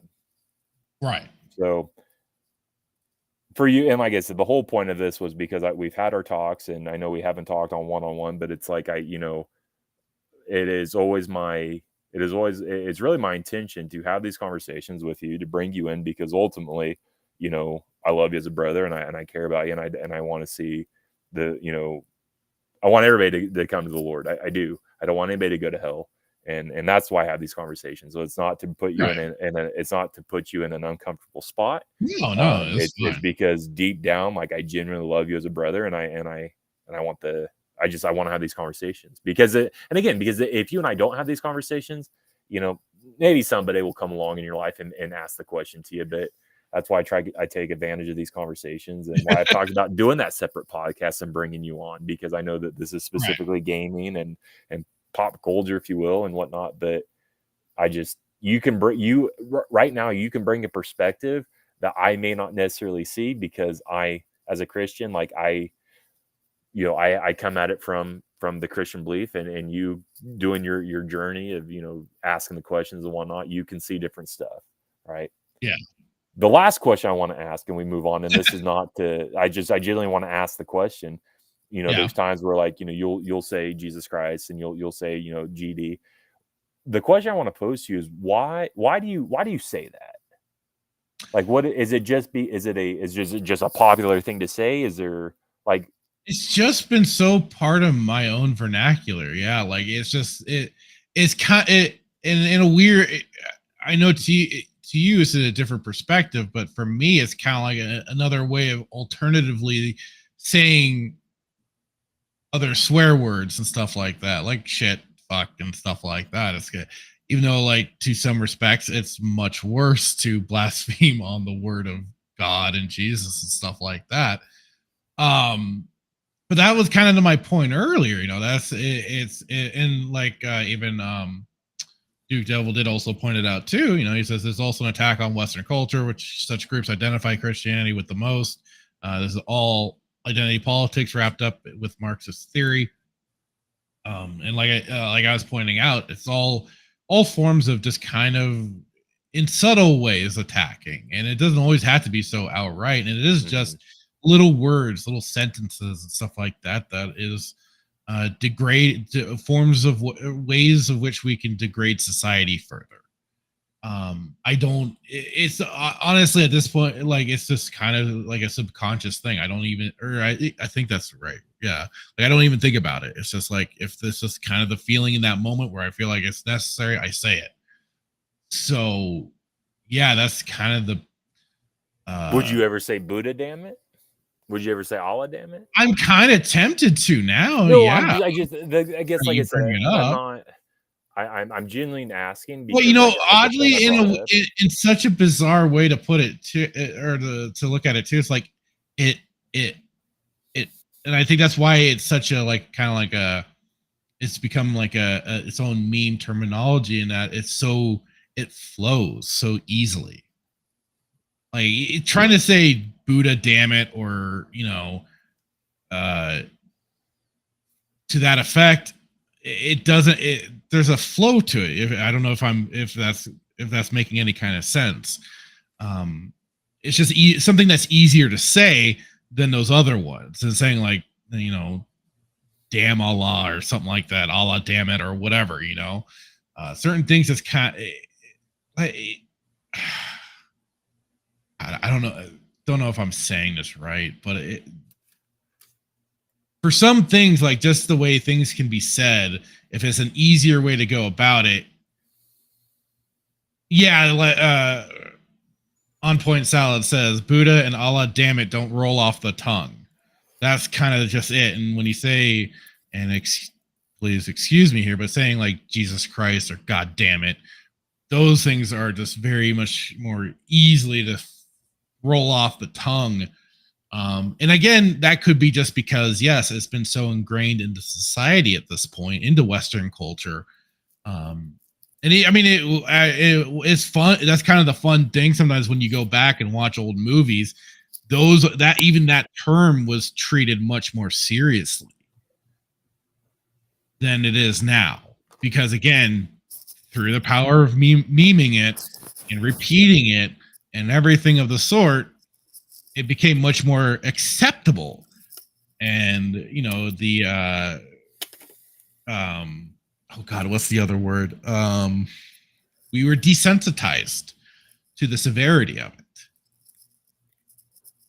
So where once that was treated like a swear word, now it is not. It is just treated like any other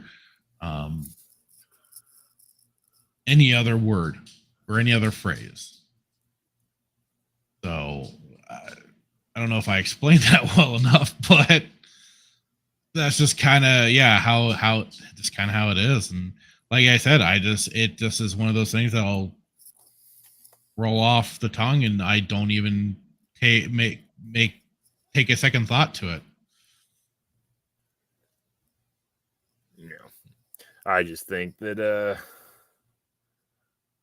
I think there's just more to it than just it.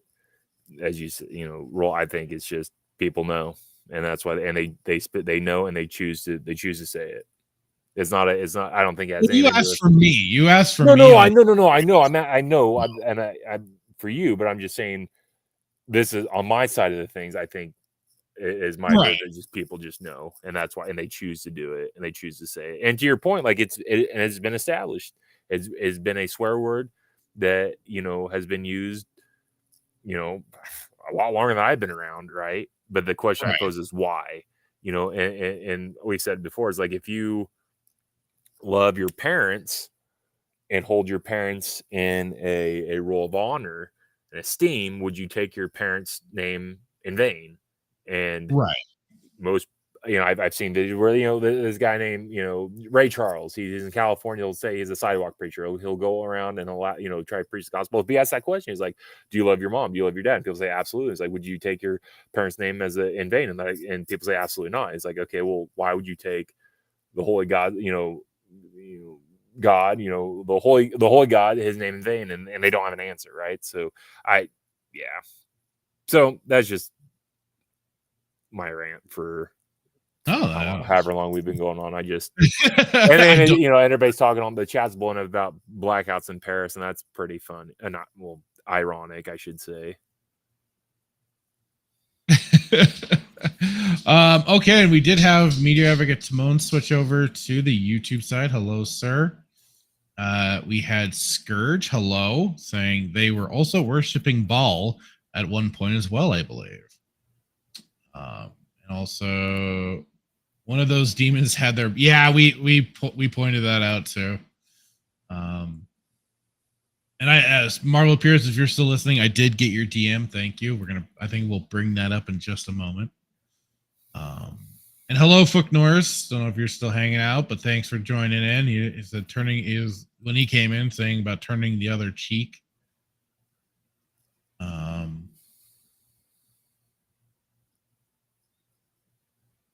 And Duke Devil's pointing out the Hernandez reporting blackouts in Paris now. And hello, Real Wade Nation Gaming. How's it going? Wade Raid. All right, let's go. So pumped. Alan Wake 2 is weird. Doing a part 2 on Monday, huh? Yeah. I've stayed away from Alan Wake 2 altogether. I haven't even sailed the seas for it. I liked the first game. I'll probably have to replay it one of these days. I remember liking it. But yeah.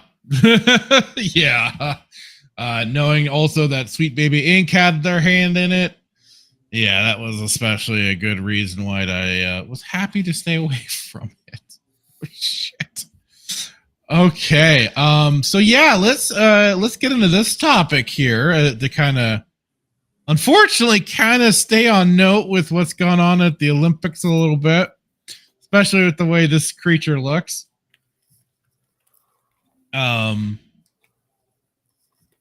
So it seems, I don't know if Brandon Tran is still in there, because I believe he was bringing up this show, but Batman Caped Crusader unveils Mini Driver as gender swapped penguin,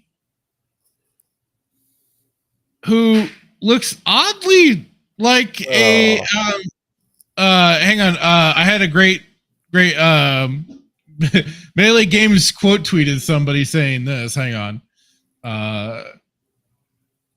He himself said he refused to sleep with his wife, and from Manlet Thorn saying, "Why is Batman fighting Jim Sterling?" It does. It looks like freaking Jim Sterling. Oh my god. Oh my god. That is so bad. Oh god. See, this is why I have problems with just. Now I understand this Star Wars Marvel Pierce, aka Penguinette. Doot. Another one bites the dust. Doot. Another one gone. Another one bites the dust. Oh god. Oh, poor Batman. Poor Batman has to get a gender swap penguin. Can you imagine him getting beat by a penguinette? I mean, hey, we're gonna see it. They're gonna see it, right? Where I once might have had interest in this, but let's see here. Okay, Mini Driver is taking on an iconic Batman villain with a twist. She'll voice Oswalda Cobblepot a female interpretation of the Penguin in Prime Video's upcoming animated series Batman Caped Crusader. Because remember, guys, it's just an adaptation. What are you getting your panties in a bunch about? Come on, they're just, putting a spin on things. What's wrong with that? They're just, adapting it to they can do what they want. The news was revealed during the Saturday San Diego Comic-Con. This is an alternative universe, right? There you go, an alternative universe. San Diego Comic-Con panel for the hotly anticipated show, which started with a video message from executive producer Bruce Timm. Wait, wasn't he in charge of Batman the Animated Series and stuff? Ooh, oh my, oh dear. He welcomed fans before kicking off the world premiere screening of the first episode, where Driver's Penguin is unveiled for the first time. Oh, God. Following the screening, executive producer Matt Reeves and the series voice cast, including Driver Hamish Linklater as Batman. Oh, Hamish Linklater. What the fuck? As Batman, and Jamie Chung as Harley Quinn. Oh, that's right. They race swapped Harley Quinn. Oh, the pain keeps going. Had a lively conversation about the show and their roles. Driver acknowledged that some purists may take issue with a female Cobblepot, but she insists that the character still brings the essence of the Penguin. If we're lucky enough to be invited onto the stage to inhabit these characters that already exist in the ether, we just sort of rise up to meet them. And this was such a beautiful retelling of that villain. It was joyful, and I mean, she's dreadful.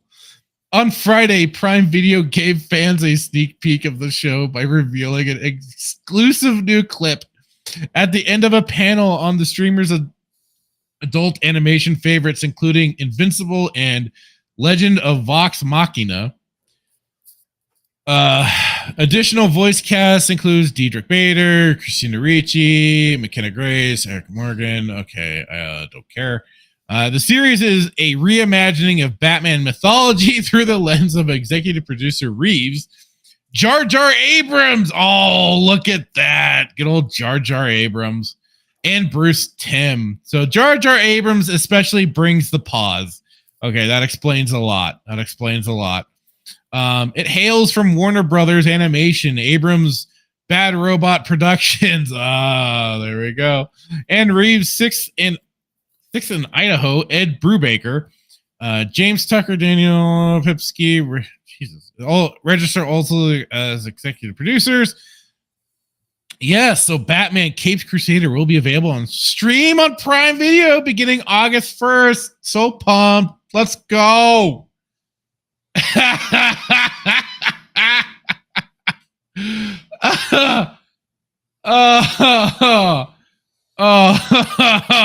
I'm sorry. I just, for some reason, oh my God, this is just giving me such a fucking chuckle. Oh. But hey, you know what? This is the thing. This is the problem. If you allow any fictional material to be adapted and to allow people to take liberties and to dismiss it, oh, it's just this, it's just this, oh, it's just that, who cares? No, we will only focus on the one things. Those are the things you have to maintain continuity and consistency with. But it's either one or all. Or none or all. Either none of them do it or all of them do it. So that even means people, precious things like your Star Wars, your Star Trek, everything is free game. Your Lord of the Rings. It's all subject. They start adapting stories and stuff like that. Fine, it's all fair game if that's how you want to. If you want to make exceptions to certain other stories and stuff like that, and be like, oh, alternate universes. Oh, it's just this property. You don't have to take that seriously. You start making excuses for some of these things. That's how you get these people taking over big properties like this and running roughshod and Yes, twisting it and turning it into their own little messed up fever dream. So, Hitman, you as the bigger DC and Batman guy, what do you make of all this? Excuse me while I get my popcorn. All sad and boring. I'm so tired of the gender swap. I'm so tired of. I don't even know what to say. What's like what? What is the point? No, I'm not gonna say it. No. Say it. Do it. Like did Anna Sarkeesian, that girl, did she write this article? Who wrote this article? Who wrote this article? This was Katsy Stefan. Here we go. Katsy Stefan is a film reporter for Variety, focusing on news, features, and analysis related content. It deals business activity of Hollywood's major studios and independent film distributors. She also serves as Variety's primary reporter, covering talent agencies and management firms. Katsy first joined Variety in 2021 as the social media editor. Nearly doubling the brand's following under her leadership. Oh my. Well, so she did some good. She has also worked for Access Hollywood and BuzzFeed. BuzzFeed News, where she created content for social platforms and appeared regularly as an on-camera media and pop culture expert. Well, good for her. But yeah, why does this always happen? Like, why the gender swap? Are they mad? Are they mad because Penguin was a dude? Why not? And they feel like, what? Like, why? If it was supposed to be a woman, don't you think that they would have? If she is doing a good job performing the role of the character, what does it matter? If they're telling a good story, what does it matter? That's not the story. That's not the character. You're literally what does the sex matter in the story, so long as the overall story is good? I hate you. I hate you. No, like, because that wasn't the original character. Like, if Penguin was supposed to be a woman, don't you think the original writer would have made Penguin to be a woman? Oh, absolutely. For sure. Why are they doing it? Well, they're doing it because they feel that, I don't know, a female can do a better job. I don't know. This is so funny because this is partly the whole thing of like bringing more representation and diversity to characters, but they're turning the Penguin female and making a woman a villain. No, watch. She'll just be misunderstood.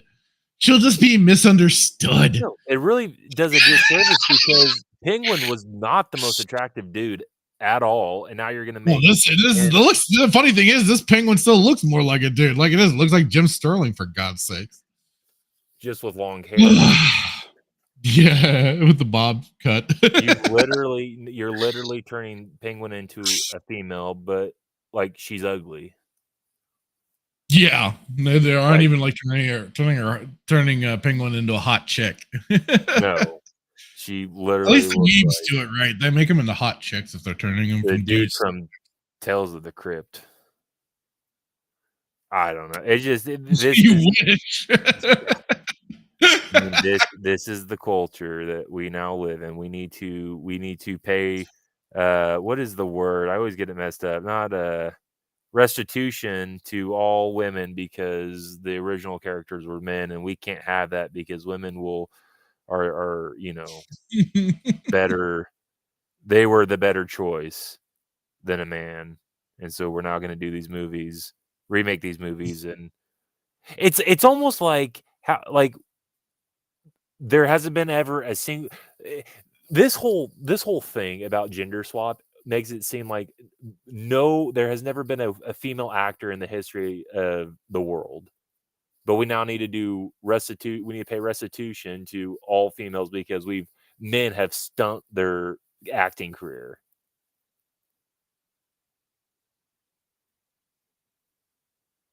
In my mind, it's like, how dare you have a male character play this role, and we're going to now forever gender swap because you've literally you're the reason why there's been no female actors. Like, I just don't get it. It's either like it's so stupid that like this is where my mind goes. It's like, okay, like why are we gender swapping them? Well, to give females a chance to tell a story. It's like, break okay, through that glass ceiling. do another story. Tell another story. That's always the thing, right? Yeah, just why aren't you people just focusing on other characters, other female DC superheroes maybe that have not gotten the spotlight? They look at what Marvel did for B tier characters like Iron Man and stuff like that. Go to those other characters and bring them to life. Use their story. They have storylines out there to bring to life. Do it. Jesus Christ. But that's not the point of it. Again, cultural domination, cultural subversion, as I've said. They are working to just take over everything. It's like you think more ways of doing so. It's like, do you think you're gonna? I don't get it. I don't get the end game. Do you think you'll get more money at the box office? Like, it's not even about box office. No, again, we've established this. It's all about pushing the message, pushing their message, pushing their narrative and stuff like that. They don't care about the money at this point. That's why so many of these companies are technically tanking. To a degree. What message is financial backing? What is the message? Honestly, what is the message? Because I've been around the block a few years and I still don't know what the message is. Well, to us, it doesn't make any sense. And right? hold on. Here's a question: If you gender swap Batman, though we've had Batwoman and Batgirl, then what is? No, it's about taking over the mantle. It's about it's all a mantle to them, all of them. Yeah, but this is how stupid it is. We have a Batwoman and we have a Batgirl. So if you gender swap Batman, who do we get? Bat Butch, Butt Patch. Who do we get? Bat Snatch. Who is it? And what about and how do you like? Honestly, what do you get? So this idea of like, well, we're gonna race swap Batman because we never had a female Batman character. Is like, yes, you did it. You had Batgirl and Batwoman. Right. I don't know. I would not want to see I would not want to see the race swap or the gender swap of bat whatever. No, neither would I. But like it is, and then you choose the most unattractive like Penguin is. Did you watch Michael Keaton's Batman? Or I'm sorry, Tim Burton's Batman? Do you remember how Danny DeVito was not very attractive? Well, that was again like an adaptation, an interpretation. Tim Burton turned him more into a kind of little horrible freak monster man, monster man, whatever. But you go back to 1966 with Burgess Meredith as the Penguin. Yeah, he had that kind of scrunched up looking face, but I mean that's kind of as far as it really went, right? And then he's had the yeah, but he still was short, midget, and wasn't very attractive, right? But was not as. I'm just saying it's just so that's kind of like a in terms of like the way Penguin is. At least I've seen him in the comics, and then versus like what Tim Burton did.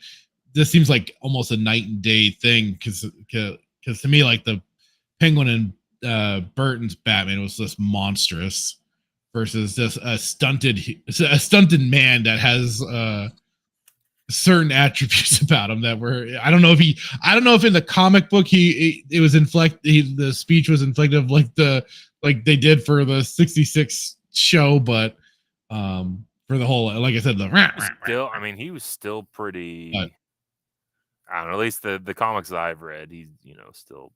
Penguin. I mean, he's just it's just Penguin. He's Right. just this, this like golem looking, you know, crime lord.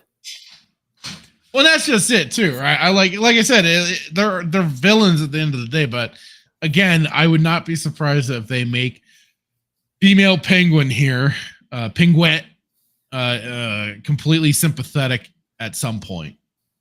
And I mean, like Batman the Animated Series did have its sympathetic villains, but those were like villains they created for the show, not ones that were already established. It's like, oh, they're just misunderstood. No, Michael, or it was Heath Ledger got it right. Some people just want to, or not Heath Ledger. I'm sorry, it was Michael Caine as Alfred got it right. Some people just want to sit back and watch the world burn. Right. It has nothing to do with they misunderstood. No, they just want to. They blew up a hospital because they genuinely just want to blow up a hospital. It has nothing to do with like they got bullied. Like, sure, right. That's like, but in that context, like, no, some people they're just menace to societies. They just want to watch. They just want to watch stuff burn. You blow up something because you're a pyromaniac, and you like to kill. Like it's, Yep. So. Oh, what a shame! What a shame. There goes kind of any. I've desire to want to check. I have stopped reading DC. I know. I said I'm proud to report that I am like 7 months sober reading DC. Oh, good for you, sir! Congratulations. Oh, that must have made things a little nicer. However, I need to tell you before we finish this, I got to bring this up. I had a conversation with somebody at work last night, and we got into this argument about how I kept telling the guy, I was like, Sony owns the rights to Spider-Man. They own the rights to Spider-Man to make movies, and he came out and he kept saying, it's like, Marvel owns Spider-Man. Marvel came up with Spider-Man. Stan Lee created it. I'm like, right? They own them. Like Marvel owns the comic book rights and stuff like that to Spider-Man, while Sony owns the movie distribution rights. And stuff. I need you to clarify something, because then he said he pulled up and said, look at it. No Way Home was produced by that was Marvel a partnership. That was a partnership. Sony basically rented out Spider-Man for them to do these movies, and they had to like share financial earnings and stuff like that. And whether or not they're going to continue is kind of the big question. That's what a lot of people are wondering, is if they're even going to keep forward with this partnership. This is where I need you to clarify. He said, no, Marvel produced it and Sony distributed it. And I said, I'm not going to say his name, but I was like, guy, why do you think they distributed it? They own the rights to it. They let Marvel make that movie, and then they distributed it. They made money off Marvel because and I need you, just for the people, or at least for myself, help me understand this whole litigation back in, because Marvel owned it up until 1999, and then there was some type of litigation, and they sold it to Sony, and Sony's had it ever since. Yeah, for Sony to make the movies and stuff. Well, so that was what rights does Sony have? So Marvel was kind of retarded. They didn't really understand what they had and what they could do potentially. And they were originally like lending out their properties to these other companies to make the movies for them. So that's why you had Spider-Man over at Sony. You had the Fantastic Four over to Fox and everything. So, and the X-Men over at Fox. So, and of course they did fuck all with the Fantastic Four, but yeah, that's how they first did things. And Paramount got, I believe, the Hulk and such, and then they did do Iron Man originally, I think. I don't quote me, but regardless, they first were like shipping out their IPs to these different film studios to go make us movies. And so naturally, they did not anticipate probably what would be done or what popularity could be made of it. And so they really kind of screwed themselves over. And some of these companies, like Fox in particular, until they got bought up by Disney, would just, they pumped out a movie just to maintain ownership over that property. That's why we got like that horrible Fantastic Four film a while back, the more darker reboot or whatever. I thought and then I never saw it myself. No, I'm just kidding. I can't speak to the quality of it. But they kept pumping out X-Men movies and stuff. So that's how they maintained ownership over these properties, and also then why Marvel also changed some of the language in their comics in regards to mutants and everything like that.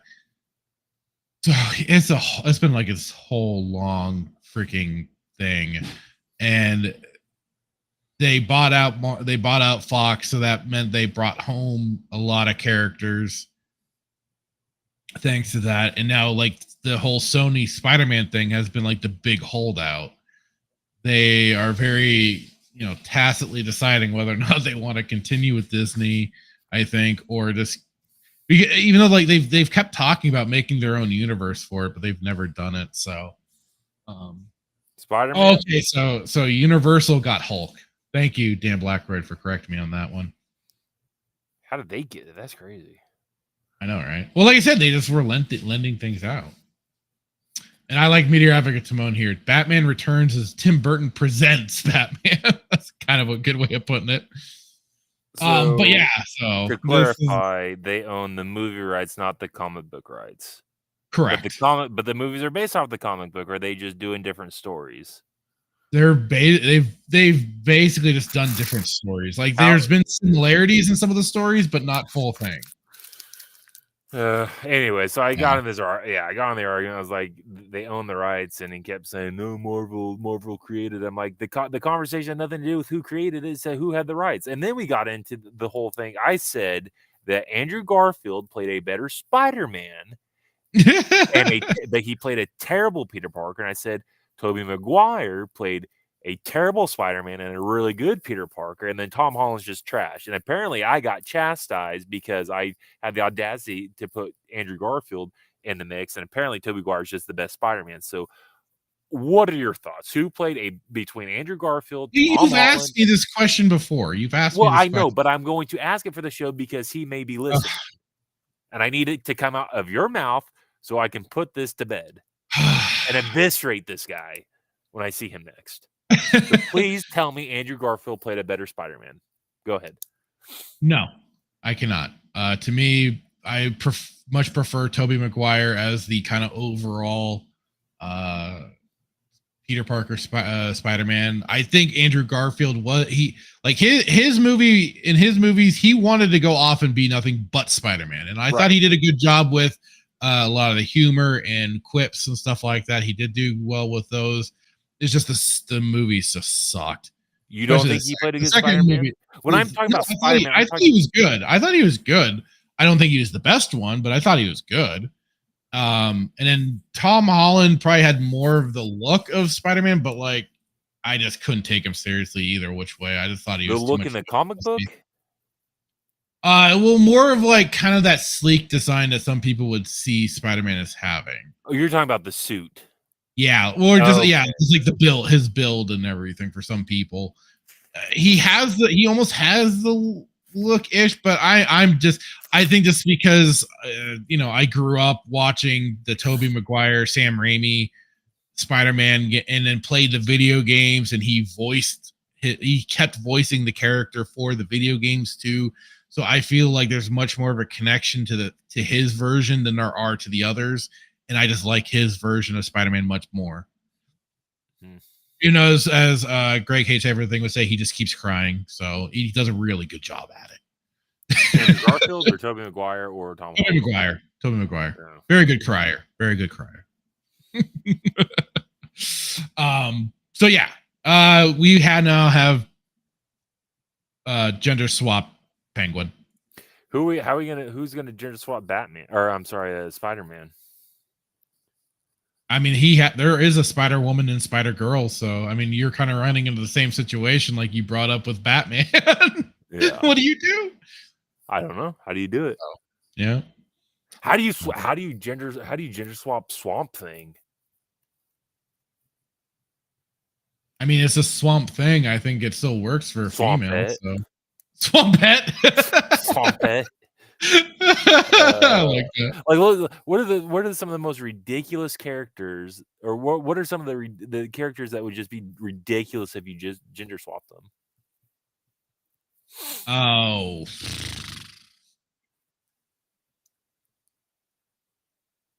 I mean, I almost would say Hulk, but they did a good. From what I've how heard, do you gender swap Groot? How do you gender swap Groot? Basically, a flower instead of a tree. Yeah, give Groot tits and, and flowers. It reminds me of that song, when you're in San Francisco, be sure to wear flowers in your hair. Right. Oh yeah, I think I know the song you're talking about. Oh, it's just crazy. Like I said, I'm not make a female character do it. Like I said, love Mara Jade, not a feminist, or not sexist, but like just don't like. I don't know, man. That's funny. Like like how do you? I just don't know, man. That's just crazy. It is, isn't it? Let me get through some of this chat here really quick. Duke Devil said, "F me." Gender swap C-3PO. Done. He's already a female. F me. I'm watching some preview for Star Trek Strange New Worlds, and the crew takes a shot and become Vulcan for a mission and have Vulcan personality. Stupid. Well, it's current year Star Trek. What do you expect, man? Dan Blackwright said it's just Disney that does this. Everyone, yeah, just Disney, guys, just Disney. What do you get? What are you getting all a fuss about? What's going on? Duke Devil's cursing up a storm. On point salad. Just why? Well, that's the big question. Really quick interject. Did the Acolyte get canceled season 2? I just saw something that Leslie Headland's taking legal action against the Acolyte getting canceled season 2. I don't know. It wasn't even greenlit, was it? Not as far as I'm aware, but this might be a fake video. Who knows what was going on? Who knows? And it's gone. Duke Devil saying we need a trans bat, no more Batman, no more Batgirl, no more Batwoman. Come on, James Gunn, do it. Yeah, you pussy, do it. On point salad said DOA. Star Wars Marvel purist. This is JJ, the franchise killer's project, isn't it? Well, yeah, it was. He's the one part of the whole thing. I thought all the new projects were supposed to be under James Gunn. What's going on, guys? Fear Fema says, love her, hate this idea so much. Oh, the actress, Minnie Driver. And Star Wars Marvel First says, Oswalda. I haven't had time to read this. Well, we just got through it, so. And yeah, Dan Blackwright confirming, yeah, this is JJ's Batman. Yeah. Star Wars Marvel First. Harley Quinn. Yep. Bradley saying, I got an idea for an adaptation of Shakespeare for the modern audience. Romeo and Jules. Romeo played by Leo again, and Jules played by Samuel Jackson. Bring it. We're already getting a race swap everything for Romeo and Juliet. Remember? I mean, hey, again, guys, if the story's good, what does it matter? If they acted well, what does it matter? Star Wars Marvel purists saying, those damn purists, yeah, right? Prime, so they licensed it out? I guess they did. Kind of shocking. You'd think WB would keep it under a roof. Yeah, we do need more purists. Static saying, nothing is sacred anymore. It's over. Game over, man. Game over. On point salad. Put a gay in it. Make it lame in one. Oh, God. More of the bat tranny. Static saying Mr. Freeze wasn't misunderstood. He is what is known as lawful evil. Well, I wasn't referring to Mr. Freeze. Mr. Freeze was already in the comics. Prior, they just the animated series just kind of took away a lot of the whole kind of freeze puns and gimmicks and stuff like that, and turned him into a little. I mean, he's kind of in a way a bit tragic because of his wife Nora and everything. But no, I'm trying to think of like.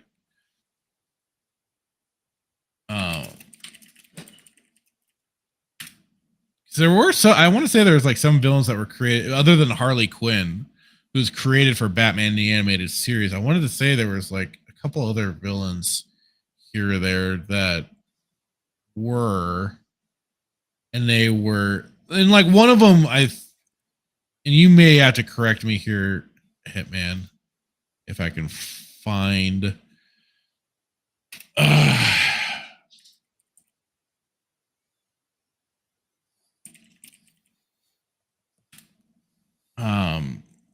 Yeah, here we go. Let's see. So, okay, so yeah, here, this was for like this character, Baby Doll, where this was quite literally a lollicon's dream. A grown woman, but with like the kind of disease where she like kept looking young. And she was more of a, like, yeah, Baby Doll is portrayed as an actress driven to insanity by prejudice against a condition which prevented her from physically aging. While intelligent and disturbed, she assumes the persona of a joyful sitcom little girl and gimmicks herself around television shows and children's toys.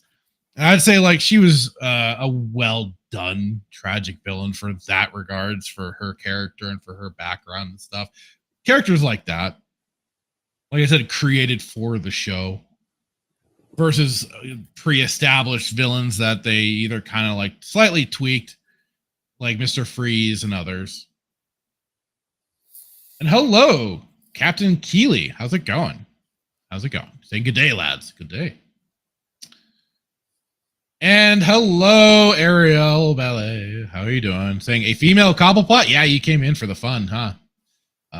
Oh, and Dan Blackred did say Paramount never owned anything. They just had distribution deal with Marvel Studios. That's what I was trying to say, was like a lot of these companies just had distribution deals where to make the movies and stuff like that. And Marvel lent out a lot of their characters and properties and stuff for it.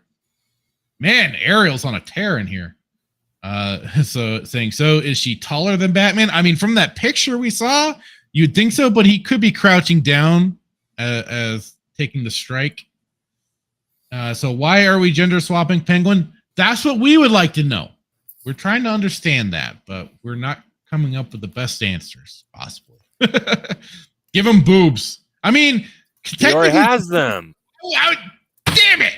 I was just gonna say that because he's a short little fat man. He's already got man tits. He's already got a pair of tits. She's wearing that peach crown. Oh, maybe. Well, this penguinette. It just works. Oh, Rocket Raccoon female. Okay, yeah, that'd be a little weird. And then if they were gonna make Penguin a woman, couldn't they just have her be a different character? Again, that was certainly our point we made before you came in. Was why not just have a different character, bring in a different female character that's been established in the comics originally, maybe not got enough screen time or something like that, and bring him into an animated series. Whoops, there it is. I mean, they've shown they can create a popular character. God. I mean, although now they've just run Harley Quinn into the goddamn ground and people are just sick of her now, but for a time, she was a very popular character that even got canonized into the comics.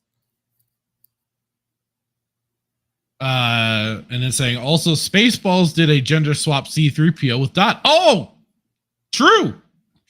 Very true. I don't know why Spaceballs didn't even come to mind. Thank you, Ariel. Fira, yeah, okay. And Ariel is saying, will anyone here see Transformers 1 that's coming out? I have no intention of seeing it personally. I don't think we watched the trailer on here, but I did watch it. And did not entice me one bit. And then Dan Blackwright says, Heart of Ice redefined Mr. Freeze. With Star Wars Marvel Heroes, Raquel Raccoon. And then Ariel saying, like that one daughter of that mob boss, and she was a massive beast of a woman. Trying to think who you're referring to. I can't. The new penguin. The new penguin, yeah.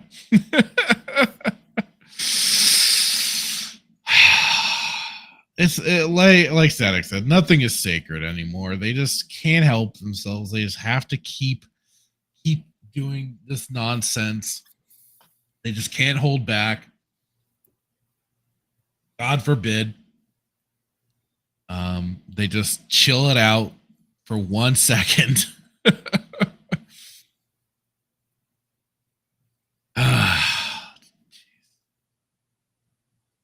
Yeah, that's too goofy and corny Transformers. That's kind of how I perceived it as well, a little bit. And it's just not the voices just aren't right because I think it's like Chris Evans and somebody else voicing Optimus and Megatron, and and especially Optimus. Like you just cannot stray away from the original voice actor, which I'm blanking on his name. Let me get it really quick.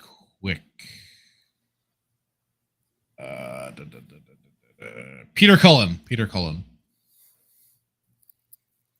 And his voice for Optimus Prime is just iconic at this point. I don't see how you get around it. So yeah. What a shame. I need to have. I wish I got more clips. God damn it. That would definitely be one I would play.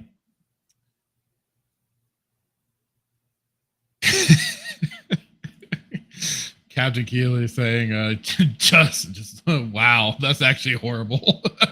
I believe that's the Raquel Raccoon.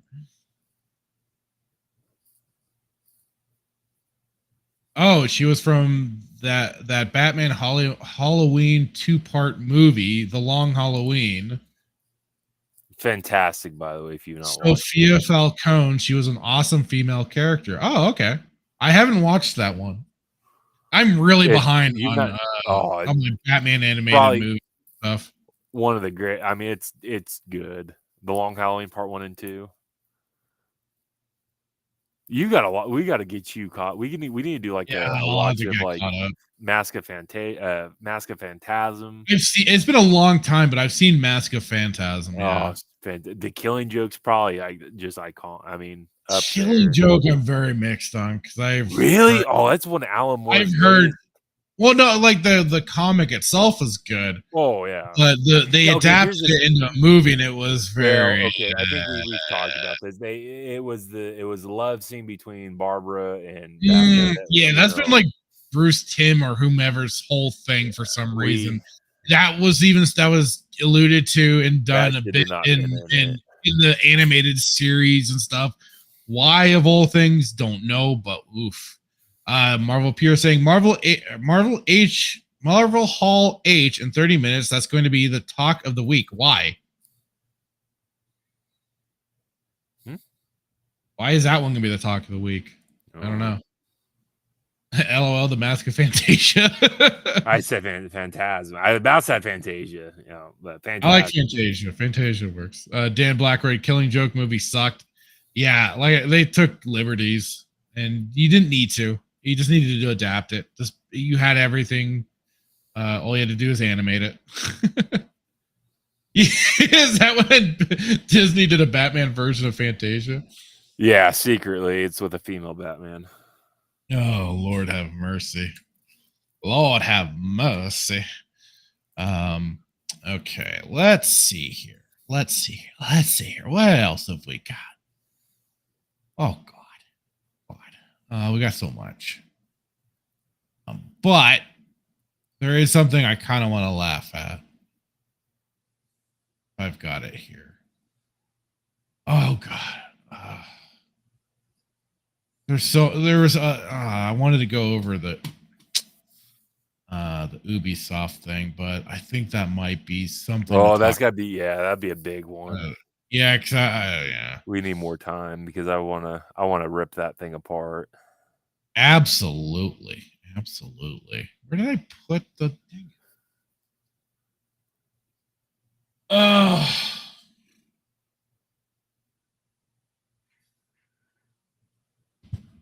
We throw so many things into here, and then it just gets lost. And what the I hell? know. So many bookmarks, so many. Oh, I thought I kept this one up. What the hell? Oh, I know how to find it really quick. Okay.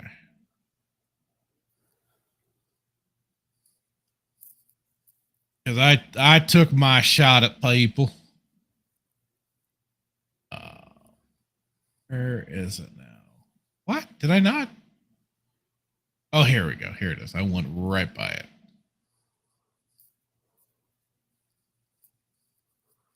So this is going to be kind of more of a really quick, but to me, it's pretty funny. So, as we all know, there was the recent drop of Deadpool and Wolverine. And then, as they released their new movie, we now are getting a new Deadpool. And I just couldn't help but take my shot and say, remember, your ticket purchases are probably going to this trash. Congrats. But yes, Marvel Entertainment just revealed at Marvel's SDC, the San Diego Comic-Con. Deadpool is dead. Long live Deadpool. Get your first look at Wade's daughter, Ellie, taking up the mantle in 2 new covers and following her new mission in Deadpool #7 by writers Cody Ziegler and Alexis Posarano, with art by Andrea Di Vito this November. Congratulations, ladies and gentlemen.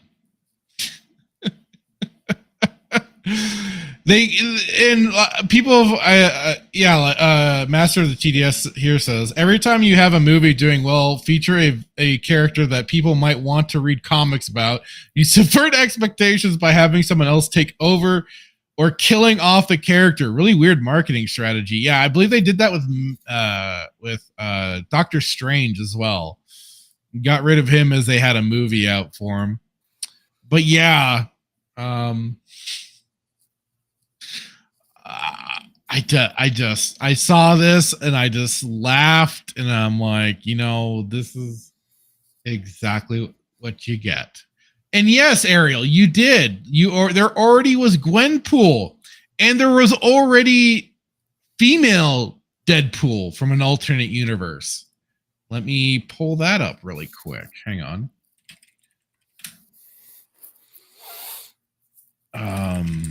But yeah, that's the funniest thing. Like, the character already exists, and I believe is featured in the movie. So the female Deadpool does make an appearance, but yeah, they just really can't help themselves. Let me try. I'm trying to.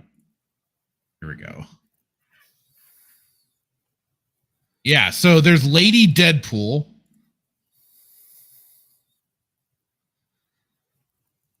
Wanda Wilson.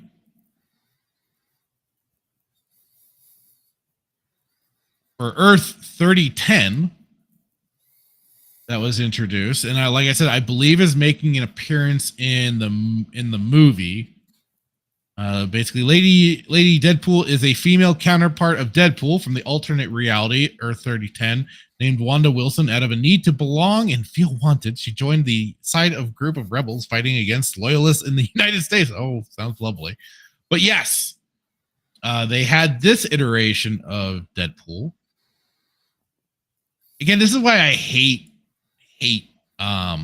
alternate universes and crap like that. Just maintain one, for the love of God. And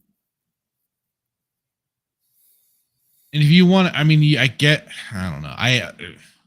Just no. You know what? No, just stick to one. Just stick to one.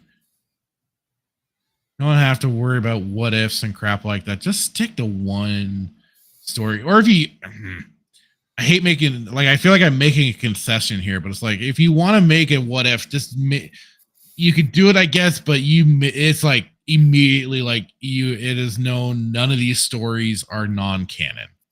Not canon They do not, they are not canon at all, and that's all it is. So yeah, and then there was also, as Ariel pointed out, there was also Gwenpool, because they were turning Gwen Stacy into every fucking character they humanly could after the light popularity of her version of being a Spider-Woman. They had to turn her into a Deadpool as well, and they did. They went and did it. But it's funny too, because I believe they even gave that Gwen Stacy that's LARPing as Spider-Man, as a Spider-Woman, her own superhero name. So she's gotten farther than Miles Morales has at this point. But yeah, so that was done as well. Like I said, I'm finding it pretty freaking hilarious that they've done this with just on the heel of the release of their brand new movie for Deadpool. They have them removing him from the main Marvel comic universe to be replaced by, I guess, his daughter, which, considering last I recalled, Deadpool was cancer riddled, and I would think that but I guess that doesn't make him infertile, but, like, you know, he's not in the best condition. he looks like Swiss cheese. He looks like rotting meat. And the fact that he made a child is kind of weird and bizarre in its own right. And like I said, again, last I knew, he was riddled with cancer, and it is the healing factor that he got that was holding it back, but it was also then making him look hideously disfigured like he is. So yeah, I don't know. God. Dan Blackbird said, not just Strange, same for Hydra, Cap, and going back to canceling the X-Men and Fantastic Four to spite Fox. Right. Yeah, they have a funny way of going about things. They really do. Marvel. Almost equal. They're both just trash. And I don't think I would ever come to the point in time where I would say DC is trash, but they're both trash. As of right now, everything, all the shenanigans that they're doing, all the, like, to your point, DEI, ESG, all the stuff that they're pushing, they're both trash. There was now a point in time, very reminiscent of a bygone era, where DC was a superior brand and still probably is superior within the realm of superheroes. It's not my opinion. It's a fact that DC is better because, you know, just Batman is supreme. But they're just both trash. What they push, they're cut from the same cloth politically. Very much so, yes. But I'm not surprised that Deadpool would do this, because I mean, when I look at, like, Marvel characters, I would just, for whatever reason, I would assume that, like, Deadpool would be a character that would do that. I don't know if it's because Ryan Reynolds is the face of Deadpool, or if it's just the Deadpool as the character, or what. I mean, I'm not a Marvel guy, but I would just, for whatever reason, I think, like, I'm not shocked that, like, this would happen within, you know, the character arc of Deadpool. I don't know. I just get that vibe. Whereas, like, it's no holds bar. Anything counts. Anything goes. There's no depravity. There's no the depravity knows no bounds. Well, like Static said earlier, nothing is sacred. So no, you got it's not twist, anymore. They can manipulate everything and also bump off, legacy characters and replace them with new ones that haven't earned the place to do so. Yeah. So But yeah, that's what they want. yeah, They want chaos. They want everything that was once held in high esteem to be just viewed as utter trash. Because their trash is what we would hold in high esteem. They hold trash in the same level, as the same level of high esteem, I guess. I don't know. right. They worship the turd. They worship the golden turd. Oh Lord have mercy. It's a shame. It's a shame. You'd think that. I mean, but God, this is the thing. It's like Deadpool. What is a character that it was kind of meant as kind of like that nod or joke towards DC because Wade Wilson, Slade Wilson, and everything, and their their outfits originally looked very similar to each other. Yeah.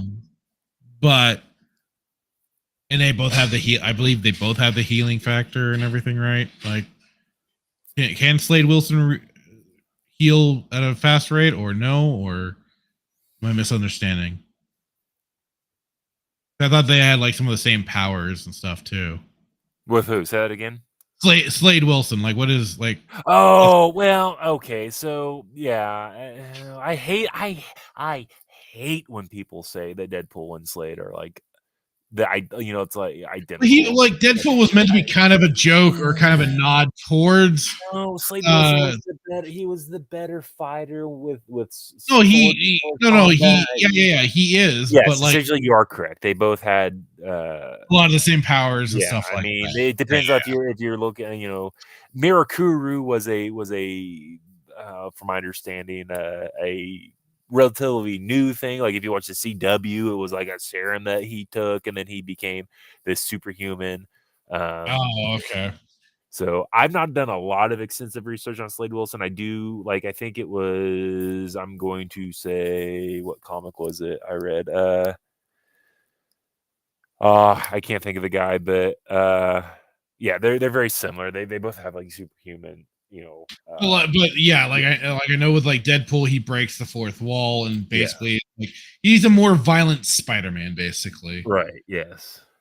Yeah. So I just wasn't sure like Slade Wilson, like what all the differences were. I just knew like I said, that Deadpool was kind of this rib or nod towards that character. Right. But like it was, yes, he had severe mental illness. He spoke weirdly and tortured his roommate Blind Al. It was originally a white woman, but then they race swapped her in the movie. And his original comic run was definitely a lot darker than what was. And I've said this before when we've talked about the Deadpool movies and stuff. I still wish they kept in the deleted scene when he killed the shyster faith healer guy. I felt like that the scene that they had for him was much more akin to early Deadpool comics and everything. But yeah, it's yeah, more of this swapping. But I just wanted to. I saw this and like I said, I just had to laugh and just had to figure everybody's tickets and everything is going directly to this piece of shit movie or comic. Yeah. Well, it's because it's all it's literally Hugh Jackman and Ryan. I mean, that's why. And I think I don't know. Maybe that's why he tried so hard to get him to come back because he was done after Logan, from my understanding. Unless he Yeah. just secretly wanted to When come back. in Deadpool 1 and 2, he kept making references and making jokes, and it was like the whole thing he was trying to egg on and get him back for another romp, and it just so happened to coincide with this movie. Yeah, Because Ryan Reynolds had plenty of the jokes, wrapped up in the first two movies and mentioning Hugh Jackman at any opportunity he could. Yeah. Again, like, why did he come back? Money. Right. Pure and simple money. Yeah, probably. I won't watch it. Because like I've heard so many people say, Logan was just kind of the perfect ending for that Wolverine. So why they didn't just leave it at that? Well, look at Hugh Jackman. And like last week when we were discussing actors and their desire of playing certain characters, do they really care? Are they really that passionate? Or is it all for that green, that ka-ching, ka-ching? You probably guess it's all about the ka-ching, ka-ching. Right, the latter. Yeah. They don't care about these characters, not like the rest of us do. They're just there to fill a role, and that's it. They're just that shallow. Right. All right, let me get through some more of the chat, and then... Oh, I do have... Okay, I will want to go with one more thing, and then we'll get into Stargate. Sounds good? Good. All right. Okay, so let me go back a bit.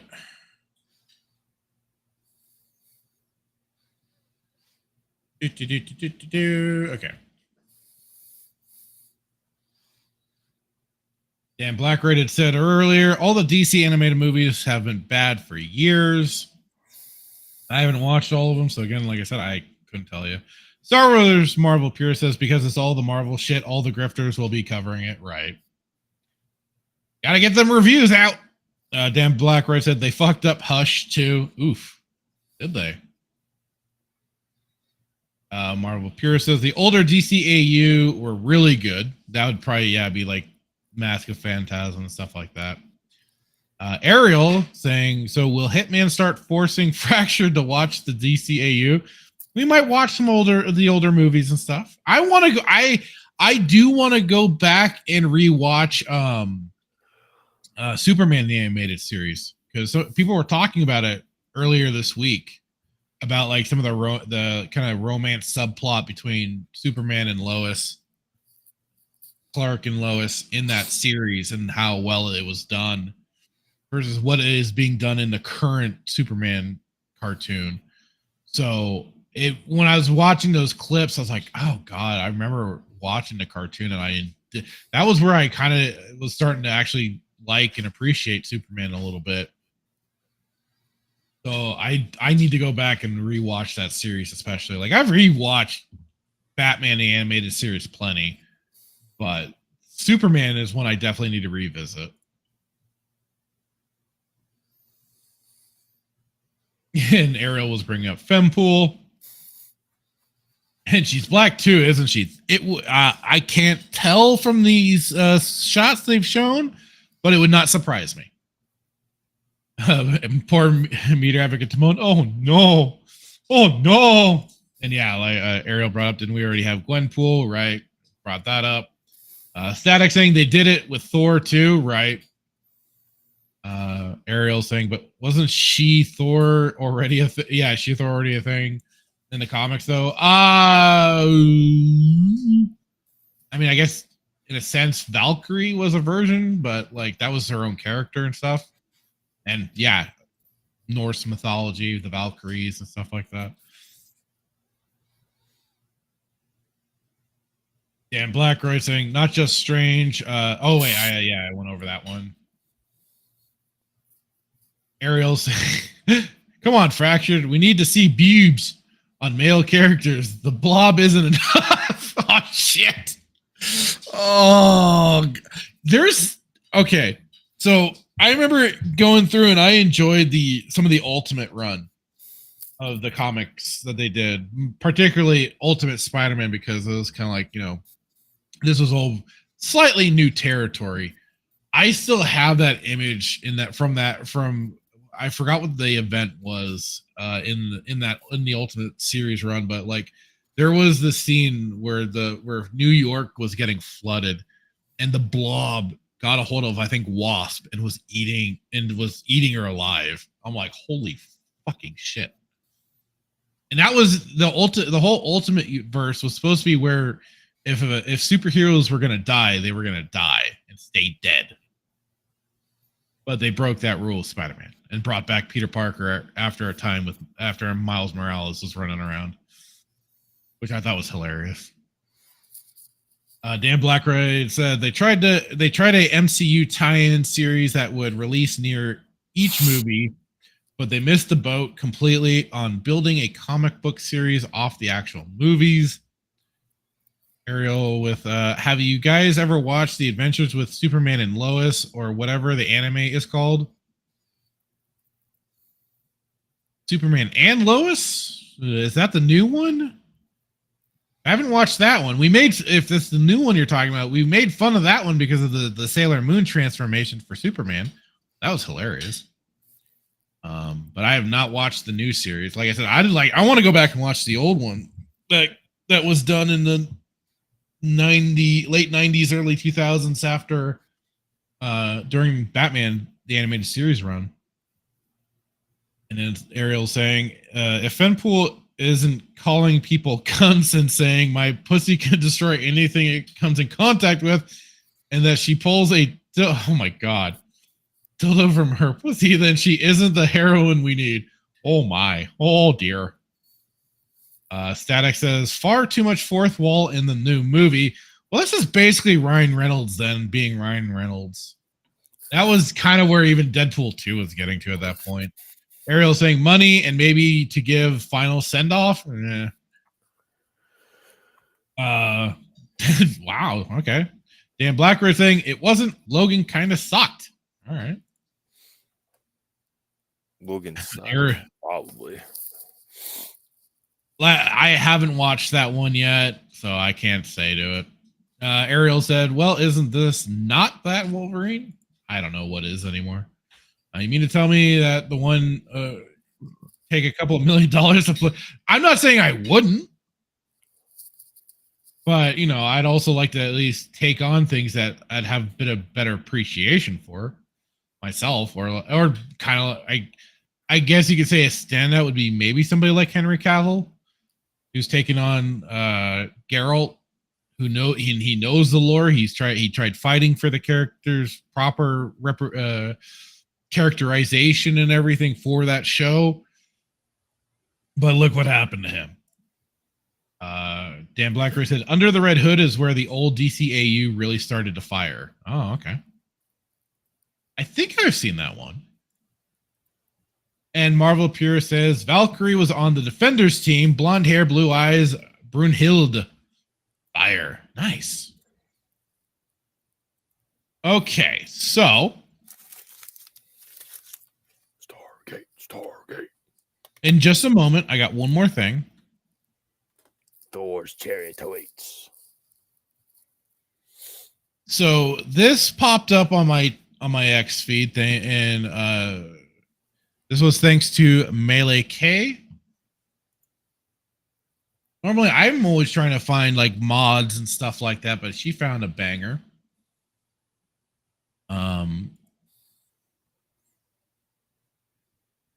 And hang on. Stop. This is really kind of crazy and also really cool. There's a lot of kind of crazy stuff that goes on with like old GameCube games and whatnot, because there's a modder group that's been doing a bunch of like additions for, I think it's Godzilla. I think Godzilla Destroy All Monsters, whatever no, that wasn't on the GameCube. It's on the Wii. It was like whatever the last like Godzilla fighting game was on that system. It always really bummed me out because that version of the game had Godzilla 1954. And so, and the PlayStation 2 version one of the PlayStation version, I forget, it would have been 2 or 3, did not, and that bummed the hell out of me because I at that time I refused, and I still never got the Wii. I never got the Wii at all. So, but this was kind of cool, and I have never played Banjo-Kazooie, at least not to a great stand in my memory, but a modder group and the YouTube channel here, Mark Kirko, and I'll drop the link to the video if you want. Boom. But yeah, this is pretty crazy what they've done here. So this is called Banjo-Kazooie Bear Waker Deluxe. Let's play this now. And like I said, this is... So basically what they've done here is mod in Banjo-Kazooie character and also a lot of the assets and stuff, changed it up into Wind Waker. Legend of Zelda Wind Waker game.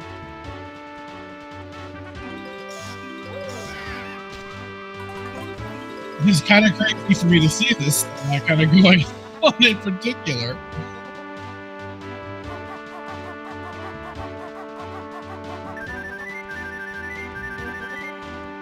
I was kind of flabbergasted when I watched through this. They're even changing up enemies. They're changing up the collectible icons, and like they say, putting it in new places. Oh, have a good one, Marvel Spirits. Thanks for hanging out with us, dude. He says, "Got to bounce. Have a good one, y'all. Don't forget to force choke that like button, please do." And thanks for hanging out with us, dude. Okay, back to...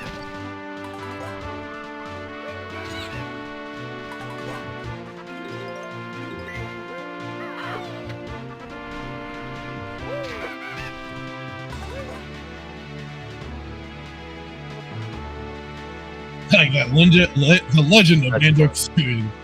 Early access July 31st, public release August 7th.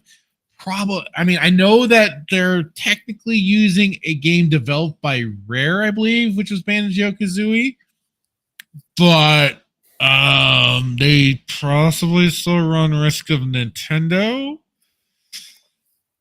Hopefully they don't get shut down. But I mean, they definitely sound like they're trying to develop something. Hopefully. But yeah, like this says here in the description, I've taken a few weeks off from this Nostalgia 64 develop because some ideas were a bit stuck and I needed to clear my mind. So I thought I'd take advantage of the type of rework my Bear Waker mod, which turned 5 years old. Oh, wow. So they've been doing this for a while. This is the first time I'm catching this. Like I said, thanks to Melee K. Saying I hope you like it. Can't wait for more for Banjo-Kazooie Nostalgia 64, more bearable. And so the updates from the original version, several bugs fixed, several extra maps, more than 10 new songs, added an extra mini game discarded from Jiggies of Time. 10 Jiggies have been added, plus one extra final, total 21, 5 more Mumbo tokens, 10 more empty honeycombs, reduce the notes to 125 to fix a bug in the select file screen note counting, more dialogues, previous dialogues rewritten, and more surprises. So early access July 31st. So this is where they might run into trouble for some of it because they have the Patreon Mumbo token tier or higher. I'm guessing that's for early access, or YouTube Mumbo token tier or higher. But I mean, if they've been working on this for 5 years, surely they would have already shut them down. If yeah, but I think I thought that was Meteor Advocate Simone. I'm kind of with you there. Cease and desist incoming, but I mean, again, they've been working on this for 5 years. Or at least certainly projects like this, they've certainly they've canceled certain things, but I mean, otherwise, I did just think, like, when I saw this, I thought it was I was like, okay, that was wild to behold. I didn't play a terrible lot of Banjo, but this definitely seemed like a crazy thing to mod into Wind Waker. People are pretty creative out there. And I brought up, like, because also, like, people have been still modding Dragon Ball Z Budokai Tenkaichi 3, adding in characters, modding characters, and stuff like that. It is crazy what people are still modding and creating on older games. Even on games that were just on console, these crazy people find a way. And I think this one is a pretty cool thing that they're doing. I might have to kind of keep an eye on this, see what else goes on, see if anything really comes to fruition. I know it's very difficult sometimes with mod projects like this, because cease and desist and everything like that. Well, no, you can't sell that game, but static, to your point, I agree. Yeah, you can't. But for some people, they like doing this sort of stuff. For some people, it's just either like this is a hobby or anything like that, and they're not worried about it, and they just are looking to create something. And hell, the thing is, like, this is basically a portfolio. Like, if they are going for a game developer job or something like that, this is a portfolio. Not a bad one either. Especially when you can like mimic, kind of do kind of crazy stuff with a system like as usually very structured as a Nintendo game. So regardless, I thought this was pretty cool. And when I saw it, I'm like, okay, I think we'll have to talk about that tonight. Because again, like I said, there's I've seen all sorts of other mod projects out there involving, of all things, like I said, like Godzilla. Like, I wanted God. Let's see. I think it's Godzilla. Destroy All Monsters mods. Oh, Destroy All Monsters Melee. The mods.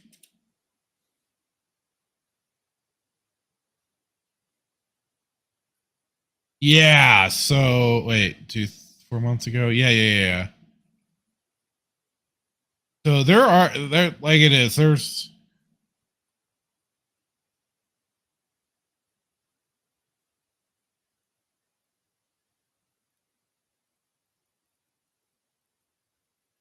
Yeah, like and there's even been one here I've watched.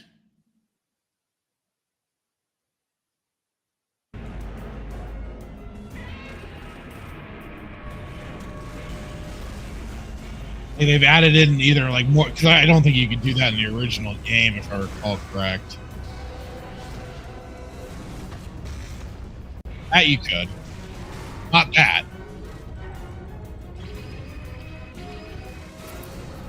I want to find. Oh, I bringing in some of those moves and stuff like that. I want to try and find some more like, different characters, because like they've added in different playable characters and stuff like that. No, but yeah, like this version of Gigan and everything, and Final Wars, Godzilla, right there. It's been wild what people have done for even on consoles modding those sort of games. So, you know, while I kind of celebrated the whole sag-aftra thing, at the end of the day, that's kind of a negative with gaming. And I was, we had some of that stuff last week, but regrouped with retro achievements. And again, this week, I was glad that Melee K had that pop up, and she brought up that Banjo-Kazooie mod, because that's kind of the other thing to definitely I think is important. People keep an eye on old games that you loved. Go back, go to places like ModDB, go to places like ModDB and everything like that, and see if there are mods for some of your old favorite games. Hell, last I recalled, I believe there are still people modding for Half-Life 2. Games like that, people that are still maintaining life in old properties. Hell, Jurassic Park, Operation Genesis, people are still modding for that old game, and I see that as a much better park sim for Jurassic Park than Jurassic World. So definitely things like that. Go back to your older games, check them out, see what's going on. And yeah, see some mods, texture mods, HD update mods, content packs. Hell, again, to Knights of the Old Republic 1 and 2, content restoration packs, stuff like that, restoring cut content. That's the beauty of some of this stuff. And I'd say, yes, a great reason to go back and play old games. avoid the new bullshit. Play the treasures that are still out there. Because there's a lot. There is still a lot. So yeah, that's my Hope is not all lost. Exactly. Ariel said, Total War Medieval 2 has a great Lord of the Rings mod that they are still kind of working on. See, that's cool. And I know, like, oh god, Sins of Solar Empire has some great mods out there for, like, I think Mass Effect and Star Wars and stuff. Always stuff worth checking out. Captain Keeley says there is only one way to bring Star Wars back to its pre-Disney heights, by making 3 films that capture the essence of what made the original so good, while adding the best parts of the prequels. That'd be a heck of a thing, yeah. I don't know who or how that could be achieved, but that'd be one way of going about it, yeah. Maybe. Static says, I don't have an issue with having a Patreon and stuff, but they make themselves susceptible a lawsuit when admitting early access behind a paywall. Yeah, I agree with you there, Static. I do. Unless I misinterpreted that, that's the way I looked at it too. So yeah, it's not good, not good. And Captain Keeley says, and most importantly, they can't be made by Disney. Yeah, that's kind of the big kicker, right? And Ariel says, Hearts of Iron 4 has some excellent mods with Fallout, Lord of the Rings, My Little Pony. Oh my god. Oh god.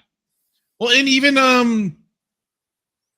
the original Fallouts 1 and 2 still get modded to this day through different content packs and stuff like that as well. It's such a treasure trove out there. And I know I'm still waiting on, like, some people to finish up a Back to the Future mod for Grand Theft Auto. Been following some of those for freaking years now. And it says, Captain, like, if Disney would allow another party to make Star Wars, yeah, they would not allow that. Okay. Now, folks, here is where we are going to get to the new part of the program. For anybody that would like to, we will be switching YouTube off, and we will be we'll be going over to Kick, Odyssey, and Rumble. I'll drop the links in the chat. There's Kick.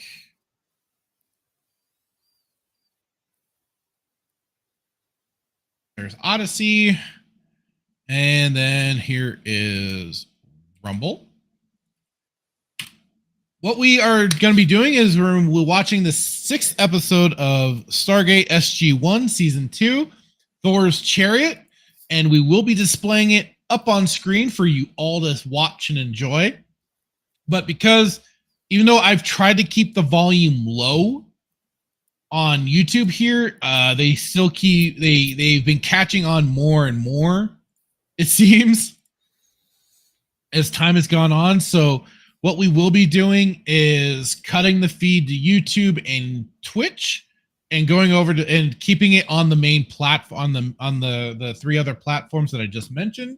You are all more than welcome to join. And like I said, I will be displaying the Stargate SG-1 episode here on stream, so you all can watch right along with us if you so desire.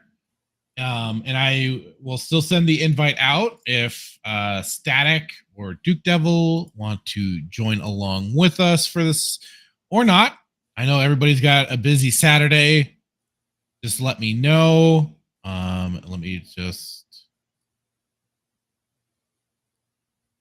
shoot that out.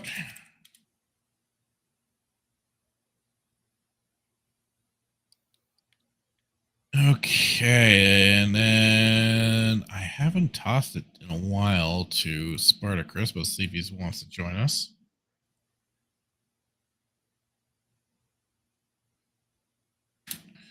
And also throw it to Nerdy Neo, because it's been a while for him too, but I don't know if I think he might be on a stream right now, but.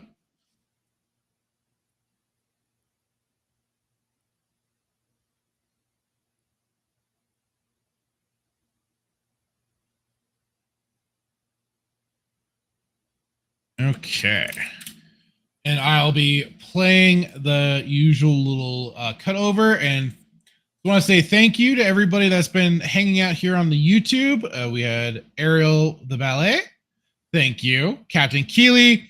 Of course, Static 2020. Thank you, sir, for being here as always. I don't know if you'll join us, but Meteor Advocate. Although I think Timon might be jumping over. Oh, okay. And Ariel's already over on Rumble. Thank you. Saying Nerdy Neo was on Samael's stream last I saw. Okay. But I at least shot it to him. He's more than welcome to join. Dan Black, right? I don't know if he'll be jumping over to one of the other alternative platforms. He's still here. Of course, thank you, Star Wars Marvel Purists, for hanging out with us.